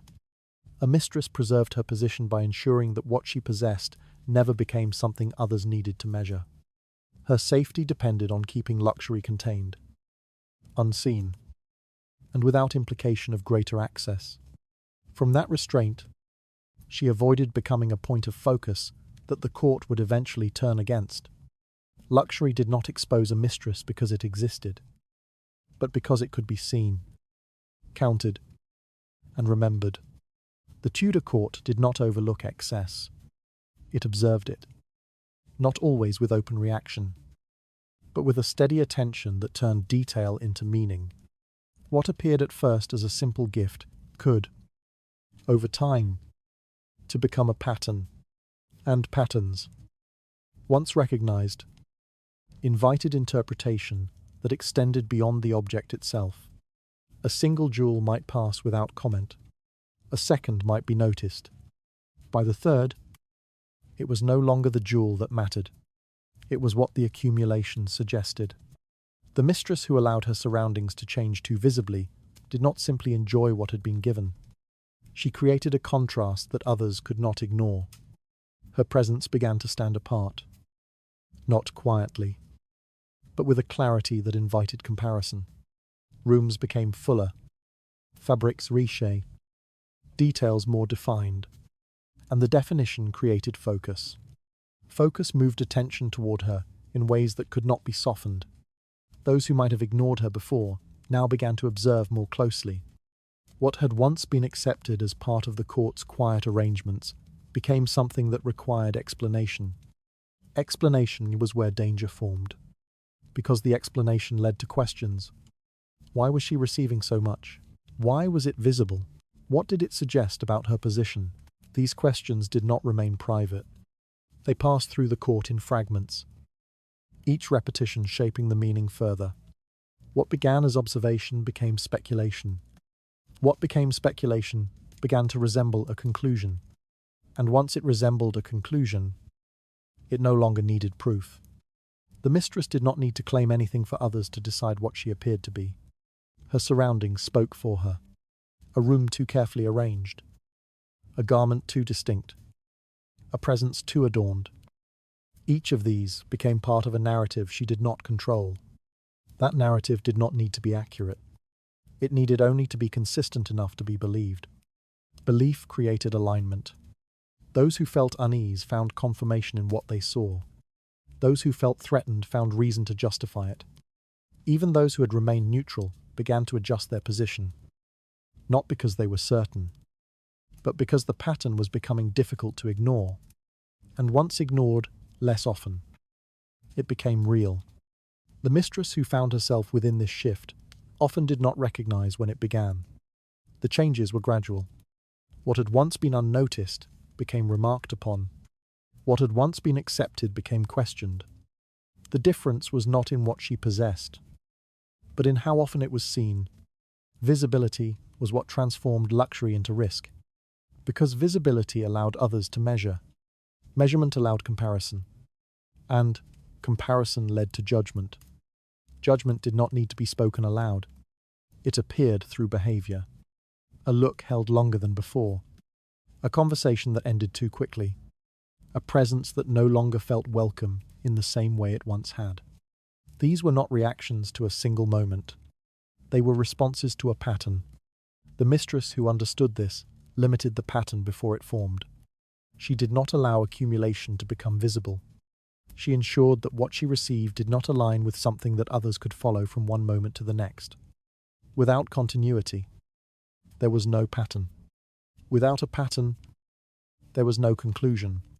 But the mistress who allowed the pattern to emerge found herself within a structure she could no longer influence. What she possessed no longer belonged to her alone. It belonged to the interpretation others had already created around it. And that interpretation moved faster than she could respond. Because the court did not wait for confirmation. It acted on what appeared consistent. And consistency, once formed, did not require explanation to be accepted. The trap of luxury was not in receiving too much. It was in allowing too much to be seen in a way that could be connected, repeated, and remembered. Once that connection was made, it could not be easily undone, because what had been seen could not be unseen, and what had been remembered would return, shaped by those who needed it to justify what came next. A mistress became vulnerable, not through what she possessed, but through how clearly that possession could be seen and remembered. Each visible sign of luxury formed a pattern that others could interpret as something more than it appeared. Within that pattern, judgment began to take shape, and once it did, it no longer required her to confirm it. Comfort, in the Tudor court, was not a feeling the king could afford in public, but it was something he guarded carefully in private. The mistress who remained understood that her presence could either reduce the weight he carried or add to it. The court demanded constant decisions, constant awareness, and constant alignment with structures that could not be ignored. Every choice the king made extended beyond himself, shaping alliances, expectations, and stability in ways that left little room for ease. Ease, when it existed, was rare. And because it was rare, it was valuable. The mistress who created that ease did not do so by asking for more. She did not introduce questions that required answers. Nor did she present possibilities that forced the king to reconsider what was already in place. Instead, she allowed the relationship to exist within a space that did not demand change. This was what made it sustainable. The moment a relationship began to require definition, it stopped being a refuge. It became part of the same system that governed everything else. It required decisions, and decisions carried consequences. The king could not move freely within that space, because every movement would be seen, interpreted, and eventually acted upon by others. So she avoided creating that space. She did not speak of what might come next. She did not allow her presence to suggest continuation beyond what was already understood. Her role remained contained within the present, where it could exist without forcing him to imagine outcomes he could not easily manage. The absence of pressure was what allowed closeness to continue. Pressure, even when subtle, altered behavior. A question about the future, a tone that suggested expectation, a silence that implied something unspoken. Each of these could introduce tension that did not belong to the relationship itself, but to what it might become. And what it might become was always the problem, because a possibility required decision. The king, positioned within a structure that demanded stability, could not respond to the possibility without affecting that structure. To choose publicly was to create alignment. To create alignment was to expose divisions. And divisions, once visible, could not be easily contained. So he hesitated, not always in ways that could be named, but in ways that could be felt. A delay where there had once been ease, a distance where there had once been familiarity, a change in tone that suggested something had shifted, even if nothing had been spoken. The mistress recognized this, or she learned to. She understood that her presence could either preserve ease or disrupt it. If she introduced expectation, she transformed what had been private into something that required public consequence. If she remained within limits, she allowed the relationship to exist without forcing the system to respond.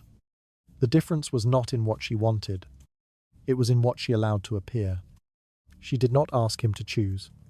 She did not create moments that required him to define what she was. She did not place him in situations where silence would be interpreted as a decision. Instead, she maintained a space where no decision was necessary. This made her presence easier to accept. Because acceptance did not require action, the king could return to her without altering anything else. He could remain within the structure of the court without needing to justify what existed outside it.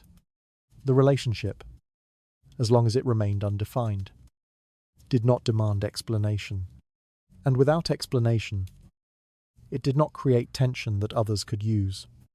It is often assumed that closeness leads to greater claim, that intimacy creates a path toward permanence. But in the Tudor court, permanence created pressure. The mistress who sought it forced the king into a position where he could no longer remain neutral. Neutrality was what allowed the relationship to exist. Once removed, everything changed. The mistress who endured preserved that neutrality. She allowed him to remain within the system without forcing him to step outside it. She did not compete with what was already defined. She did not create alternatives that required comparison. She remained separate, and in that separation, she allowed the relationship to continue without becoming something that needed to be resolved. Because once resolution became necessary, it rarely favored her. The court did not tolerate uncertainty for long when it affected the king directly. If he were forced to choose, the choice would not be made in isolation. It would be shaped by the structure that surrounded him, by expectations that extended beyond personal preference. And within that structure, her position could not remain as it was. So she ensured that he was never forced to reach that point. She maintained ease where there could have been pressure. She allowed silence where there could have been expectation. She preserved the present without shaping it into a future that required decision. And in doing so, she remained within a space that did not demand to be changed. A mistress endured by creating a space where the king was not required to decide what she would become.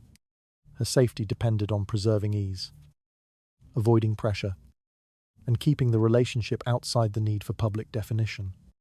In that fragile balance, something remained unspoken, and as long as it stayed that way, no choice was forced upon him.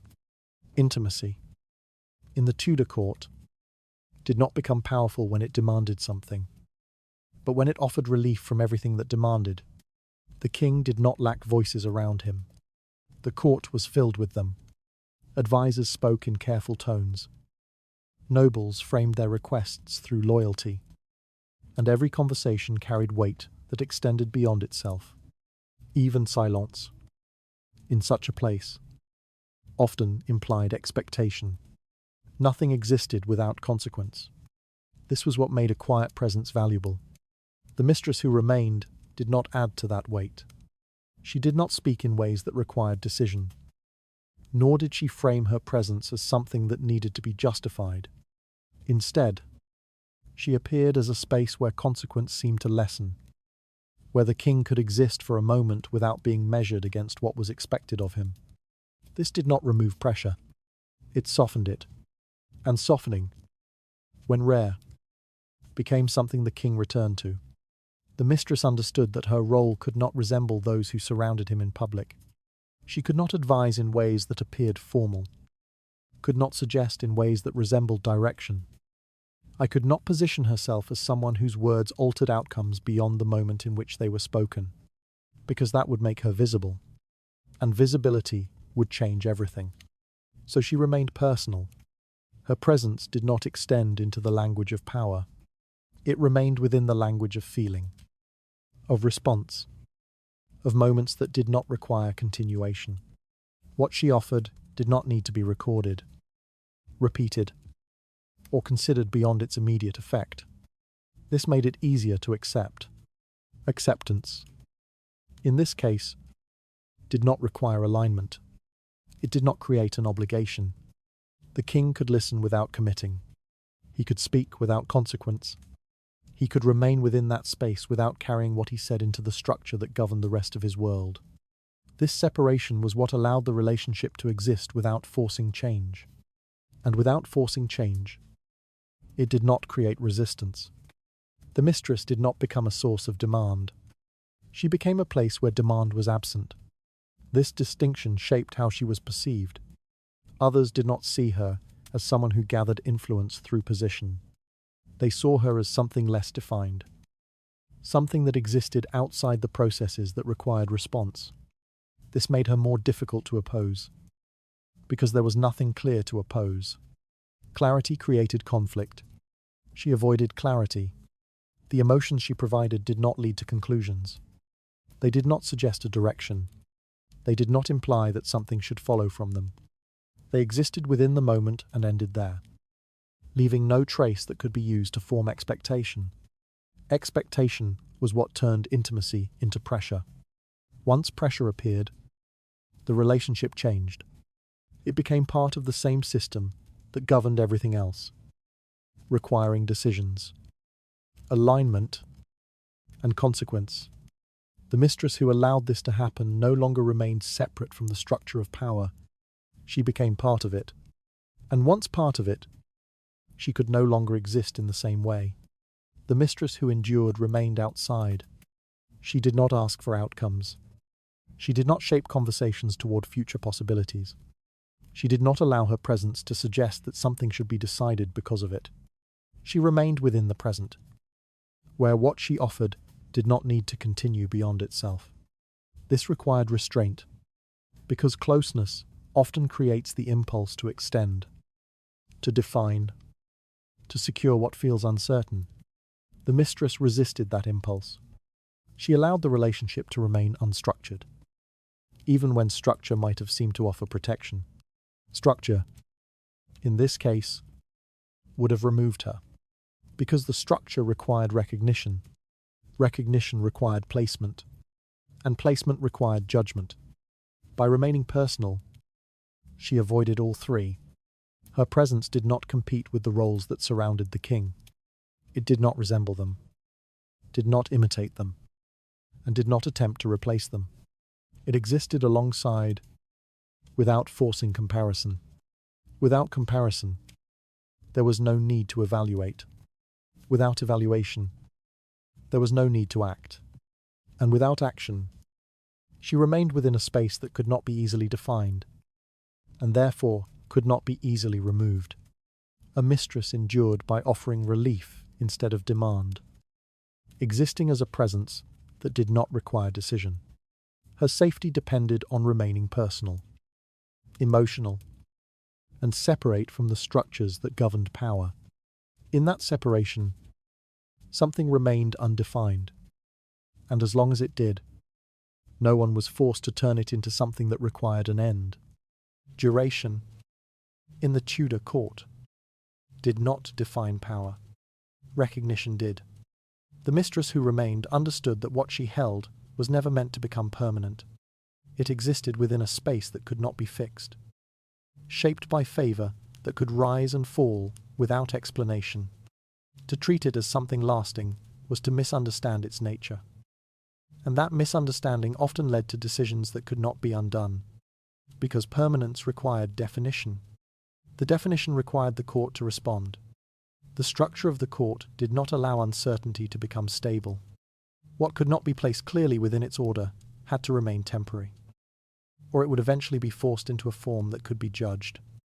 The mistress existed within that temporary space, where influence could be felt but not secured, where presence could matter without becoming something that required acknowledgement. This was what made her position possible, and what made it fragile. The fragility did not mean that her influence was insignificant. It meant that her influence depended on remaining within limits that allowed it to exist without being fixed. Once fixed, it could no longer remain what it was. It would be measured against expectations that were never meant to include her. Expectation altered everything. The mistress who sought to extend what she had into something lasting often did so gradually, without recognizing when the shift began. What started as a desire for continuity became a behavior change. Presence became more certain. Absence became less acceptable. The relationship began to carry an assumption that it would continue. Assumption created pressure. Pressure required a response. The king, placed within this growing expectation, could not ignore it. What had once been a space of ease became something that demanded consideration. The relationship no longer existed only within the present. It extended into a future that required a decision. And decision, in this environment, was never private. It moved outward, affecting positions that had already been defined. It introduced questions that others could not avoid. It forced alignment, creating divisions that would not have existed otherwise. The mistress, by seeking permanence, transformed what had been contained into something that required resolution. Resolution rarely favoured her, because the structure of the court protected what was already recognised. The Queen's position, the alliances that supported it, the expectations that surrounded succession, all of these formed a system that resisted change unless that change could be fully justified and controlled. The mistress did not belong to that system. To become part of it, she would have to be defined. And once defined, she would be judged. The mistress who endured understood that her strength lay not in securing what she had, but in accepting its limits. She did not attempt to transform the relationship into something permanent. She allowed it to exist as it was, within a space that did not require continuation. This was not a resignation. It was control. Control over when to remain and when to withdraw. Withdrawal, when timed correctly, preserved what could not be held indefinitely. It prevented the relationship from reaching a point where it would need to be resolved through action that would diminish her position. By stepping back before pressure formed fully, she avoided becoming something that the court needed to remove. Removal, once initiated, did not consider reputation. It resolved the imbalance. The mistress who remained too long often found that what had once protected her no longer did. Favour changed. Attention shifted. What had been given freely became uncertain. The space around her narrowed, shaped by perceptions she could no longer influence. By the time she recognized this, her position had already altered, and alteration led to decline. The mistress who understood the nature of temporary power did not wait for that moment. She observed the signs that preceded it. A change in tone, a delay that had not existed before, a distance that appeared without explanation. These were not isolated events. They formed a pattern, and the pattern suggested that what she held was no longer secure. Security, in this context, was never permanent. It existed only as long as it was not questioned. Once questioned, it began to dissolve. So she acted before dissolution became visible. She withdrew without announcement. She reduced her presence without forcing others to respond. She allowed the relationship to fade in a way that did not require the court to define what had ended. In doing so, she preserved something that could not be preserved through resistance. Her reputation, unlike favour, could extend beyond the moment in which it was formed. It shaped how she would be remembered, how she would be treated if she remained within the court, or how she might exist beyond it. The mistress who lost favour without preserving reputation often found that nothing remained. The one who withdrew correctly retained something, not position, but a possibility. It is often assumed that leaving meant losing, but in the Tudor court, remaining too long often meant losing more. The mistress who endured understood that temporary power was still power. It allowed influence within a defined moment, within limits that could be navigated carefully. To extend that moment beyond its natural boundary was to risk transforming power into vulnerability, and vulnerability, once visible, did not remain without consequence. So she accepted the temporary. She allowed it to exist without reshaping it. She used it without defining it. And when the moment began to close, she stepped away before the court was forced to close it for her. A mistress endured by accepting that her power was temporary and by refusing to force it into permanence. Her safety depended on recognizing when favour began to shift and withdrawing before it required resolution. At that precise moment, the difference between leaving and being removed became the only thing that could still be controlled. Movement, in the Tudor court, was never measured only by how far one advanced. but by whether each step forced others to respond. The mistress who remained did not always move forward. She understood that forward movement, when mistimed, created visibility that could not be softened, a gesture that suggested certainty, a presence that appeared too fixed, a confidence that implied continuation.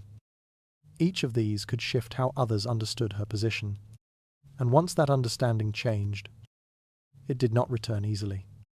A single step could alter everything, not because of what it achieved, but because of what it suggested.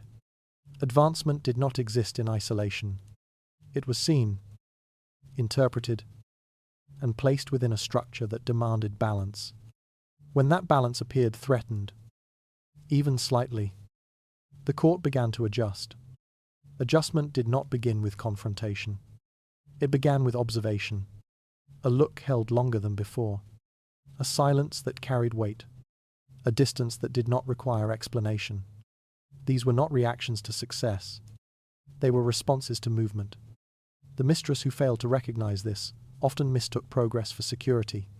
She believed that what she had gained could be extended, that what had been given could be held. But the court did not operate on accumulation.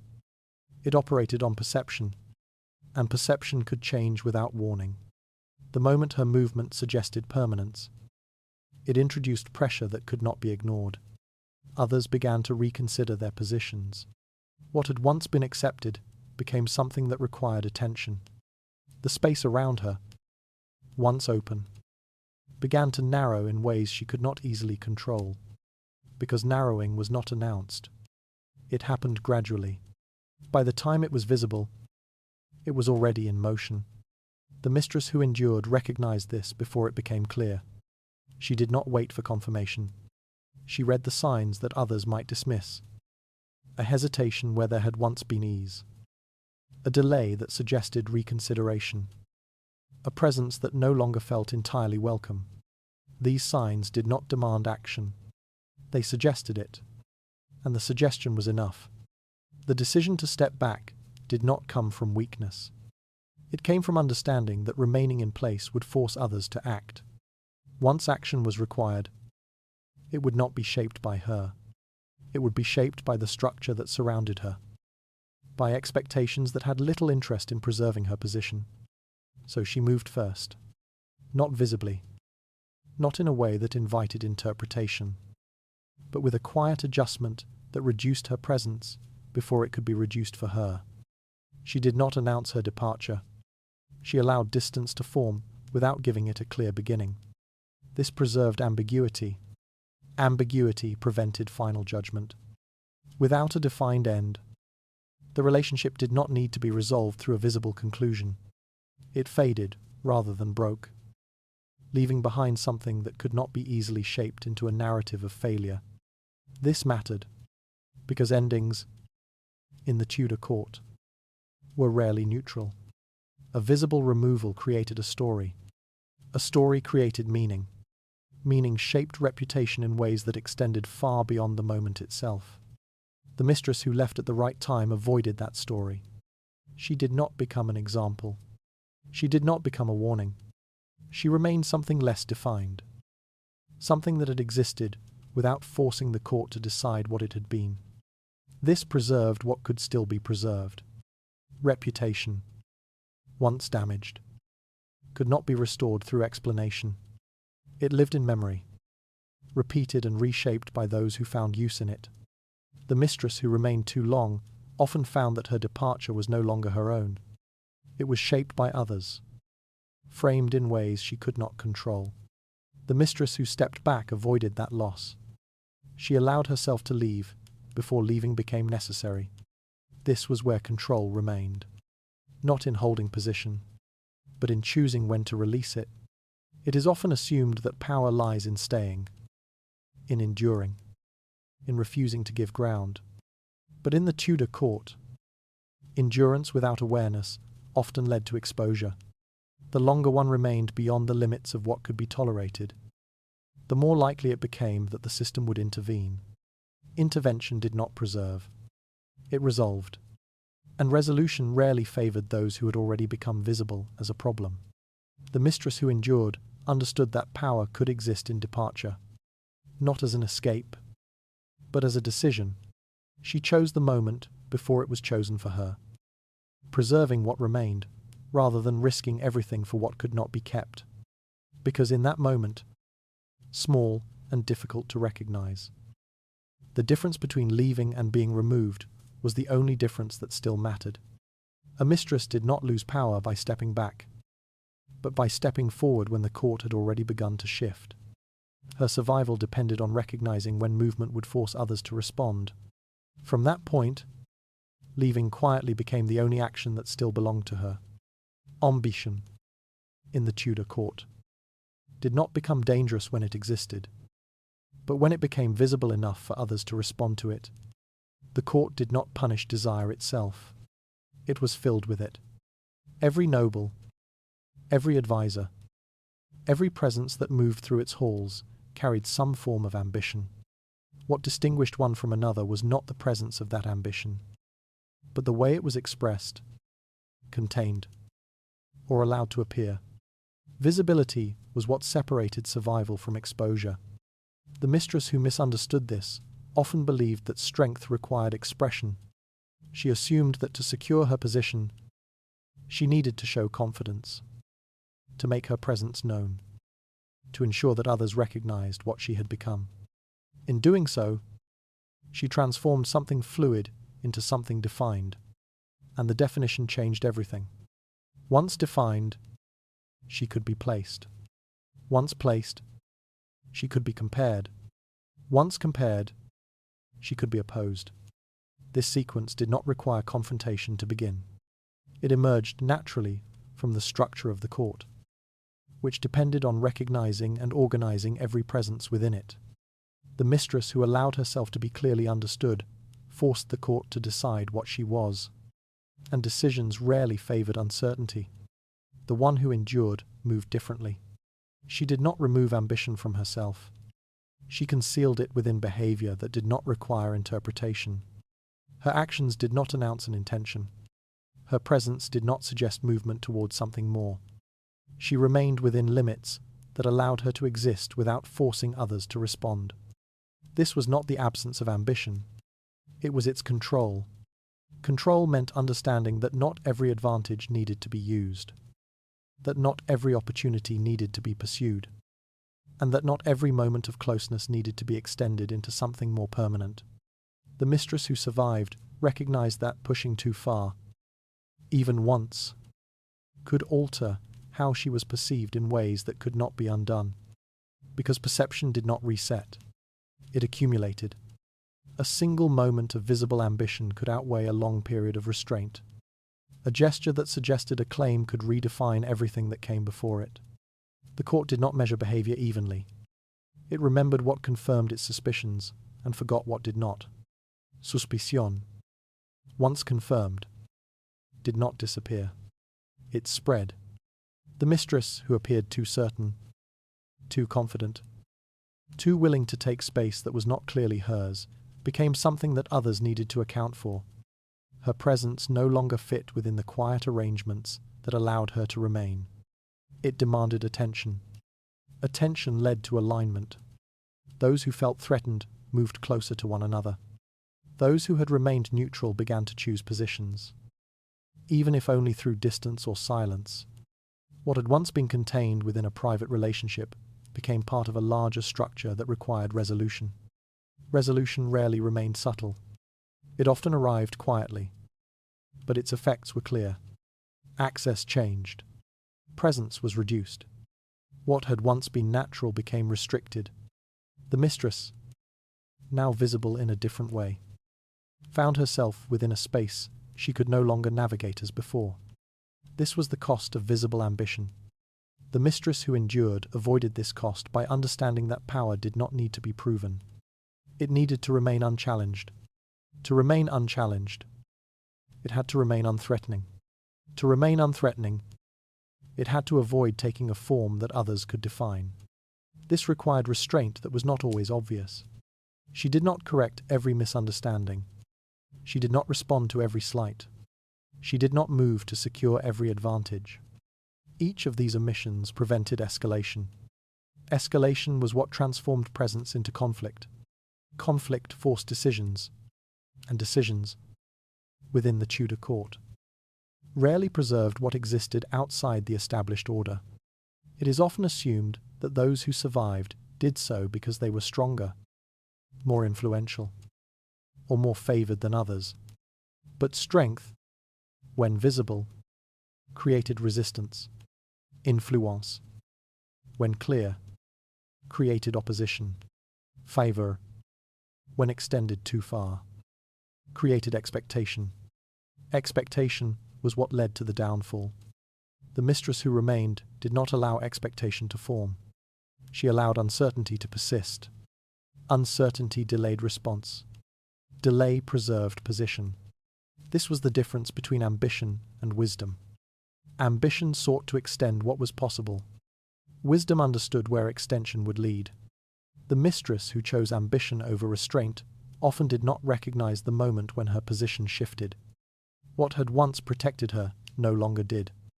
What had once been accepted became something that required a response.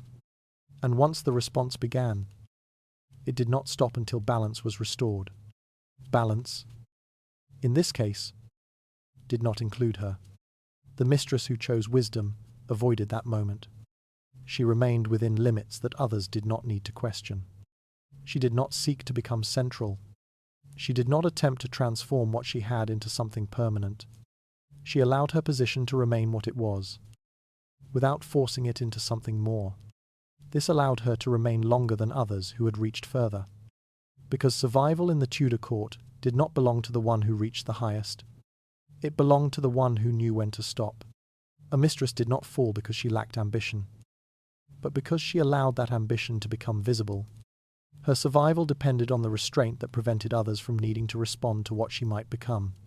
Through that restraint, the difference between those who remained and those who disappeared was decided long before anyone spoke of it. Failure, in the Tudor court, did not arrive suddenly. It revealed itself through patterns that others had already seen before. The mistress who fell was rarely unaware of her position at the beginning. She understood the nature of favour, the limits of what could be held, and the quiet balance that allowed her to remain.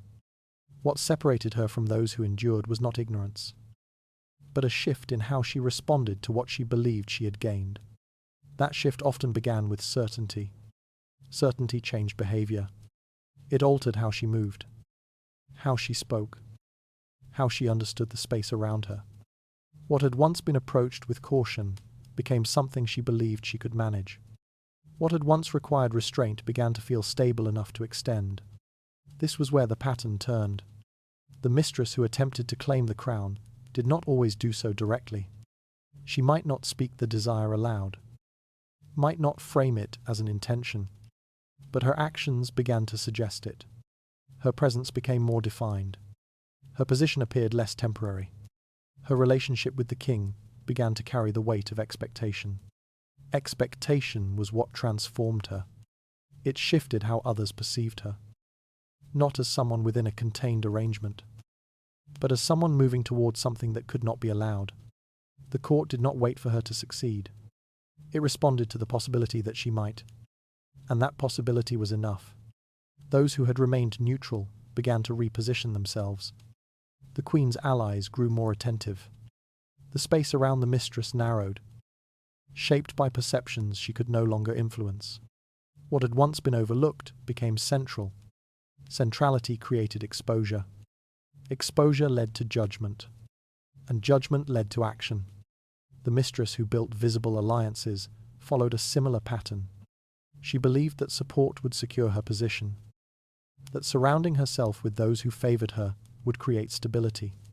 But in doing so, she created something the court could recognise as structure. What had once been informal became organised. What had once been uncertain became defined. The definition made her visible. Visibility made her measurable. And what could be measured could be opposed. Her alliances did not protect her. They revealed her. They provided others with a clear understanding of where she stood and what she might be attempting to become. This clarity allowed the court to respond not with confusion, but with precision. Precision removed her, not always through confrontation, but through a series of adjustments that left her with fewer options over time. Those who had once supported her withdrew. Those who had watched quietly began to act. The structure she had built became the structure through which she was dismantled. Because once visible, it could not remain. The mistress who misjudged her protection made a different mistake. She believed that closeness to the king was enough. She assumed that what had been given could not be taken without consequence, that the relationship itself would shield her from what surrounded it. This belief created a false sense of security that altered her behavior in ways she did not immediately recognize. She became less careful, less attentive, less aware of how others were beginning to see her. This was not because she lost understanding, but because she trusted what she had to remain unchanged. The signs that would have warned her appeared, but they did not carry the same urgency. A delay was dismissed. A shift in tone was overlooked. A change in presence was interpreted as temporary. But nothing in the Tudor court remained temporary without reason. By the time she recognized the pattern, it had already formed, and once formed, it did not reverse. The court did not remove her immediately. It adjusted around her. Access changed. Presence diminished. What had once been certain became conditional. Each of these changes reduced her ability to influence what happened next. And influence, once reduced, did not return easily. The mistress who failed to recognize this found herself in a position she could no longer control. What had once been given freely now required effort. What had once been effortless now required justification. The relationship, once contained, became something that could no longer exist in the same way. And once it changed, it ended, not always through a single act, but through a sequence that led to the same result. She was no longer present in the way she had been. Her absence was explained, reshaped, and remembered in ways she could not influence. This was how failure appeared. Not as a sudden fall, but as a gradual loss of space. The mistress who endured recognized these patterns not as stories, but as warnings. She observed what had happened to others, not to judge them, but to understand the moments where they had crossed from safety into exposure. Those moments were rarely dramatic. They were small, a gesture that suggested expectation, a presence that appeared too certain, a decision that assumed protection would hold. Each of these seemed minor in isolation. Together, they formed a pattern the court could not ignore, and once ignored less often, it became something that required resolution. The lesson was not that ambition failed. It was that visible ambition that did. The lesson was not that influence was dangerous. It was that defined influence. The lesson was not that closeness to the king protected. It was that believing it did created the conditions for loss. The mistress who survived did not avoid these possibilities entirely. She recognized them before they formed. She adjusted before they became visible. She remained within limits that others did not need to question. Because once questioned, the outcome no longer belonged to her. A mistress did not fail because she desired too much, but because that desire became something others could clearly see and define. Her downfall began when her position took shape in ways the court could measure, compare, and oppose. By the time that shape was recognized, the process that would remove her had already begun. The mistress who endured did not survive by reaching the crown, but by understanding why she never could. Power, in the Tudor court, was not always held by those who stood at the center. It often existed in the spaces just outside it, where influence could move without being fixed, where presence could matter without demanding recognition. The mistress lived in that space, and her survival depended on never forcing it to become something else. Because once it became something else, it could not remain. The court did not tolerate what it could not define. Anything that appeared to move beyond its place was drawn into a structure that required judgment. Judgment led to a response, and response, in most cases, led to removal. The mistress who understood this did not attempt to transform her position into something permanent. She accepted its limits, not as weakness, but as the condition that allowed it to exist. Her influence was real, but it remained within boundaries that prevented it from becoming a threat. The threat was what the court responded to, and the response was what ended her. To avoid becoming a threat was not a passive act. It required constant awareness, constant adjustment, and a willingness to remain within limits that others might have tried to push beyond. The mistress who endured did not confuse proximity with entitlement. She did not mistake attention for security. She understood the difference. That difference defined everything. Her power lay in what she did not claim. Her safety lay in what she did not show. Her survival lay in what she allowed to remain undefined. This did not make her less powerful. It made her less visible. And in the Tudor court, less visible often meant more enduring. It is easy to imagine that victory comes from reaching the highest position, from securing what others cannot take away. But in this environment, reaching too far often led to loss. The system was not designed to accommodate sudden change. It was built to preserve what already existed. Those who tried to alter it too clearly became part of what it needed to correct. The mistress who survived did not become part of that correction. She remained outside it. She did not force decisions. She did not create conflict. She did not allow herself to be shaped into something that required the court to respond. And because she did not require a response, she remained. Not permanently, not securely, but longer than those who had tried to become more. In the end, survival was not measured by how much she gained, but by how long she remained without forcing the system to act against her. The crown, for her, was never a goal. It was a boundary. And understanding that boundary was the only way to exist within it. A mistress endured not by seeking the crown, but by respecting the limits that kept her from it. Her power existed within restraint, where influence remained without becoming a threat. In that quiet balance, survival outlasted ambition, and what was not claimed was what remained. Good evening. The court has grown quiet now, though it never truly sleeps. The corridors that once carried footsteps and voices have settled into stillness. Yet something of the day lingers in the air. Not sound, not movement, but a presence that remains even when everything else has faded. You have walked through it all, through the halls where nothing is ever said directly, yet everything is understood, through rooms where power moves in ways that leave no trace, and through moments where a single gesture carries more weight than 100 words. You have seen how closeness can exist without security, how influence can move without being named, and how survival depends on what is never made visible. There is no need to hold on to every detail. Let them pass. The patterns remain, even when the specifics fade. The quiet rules, the careful movements, the balance that must never be disturbed. These are not things that need to be remembered with precision.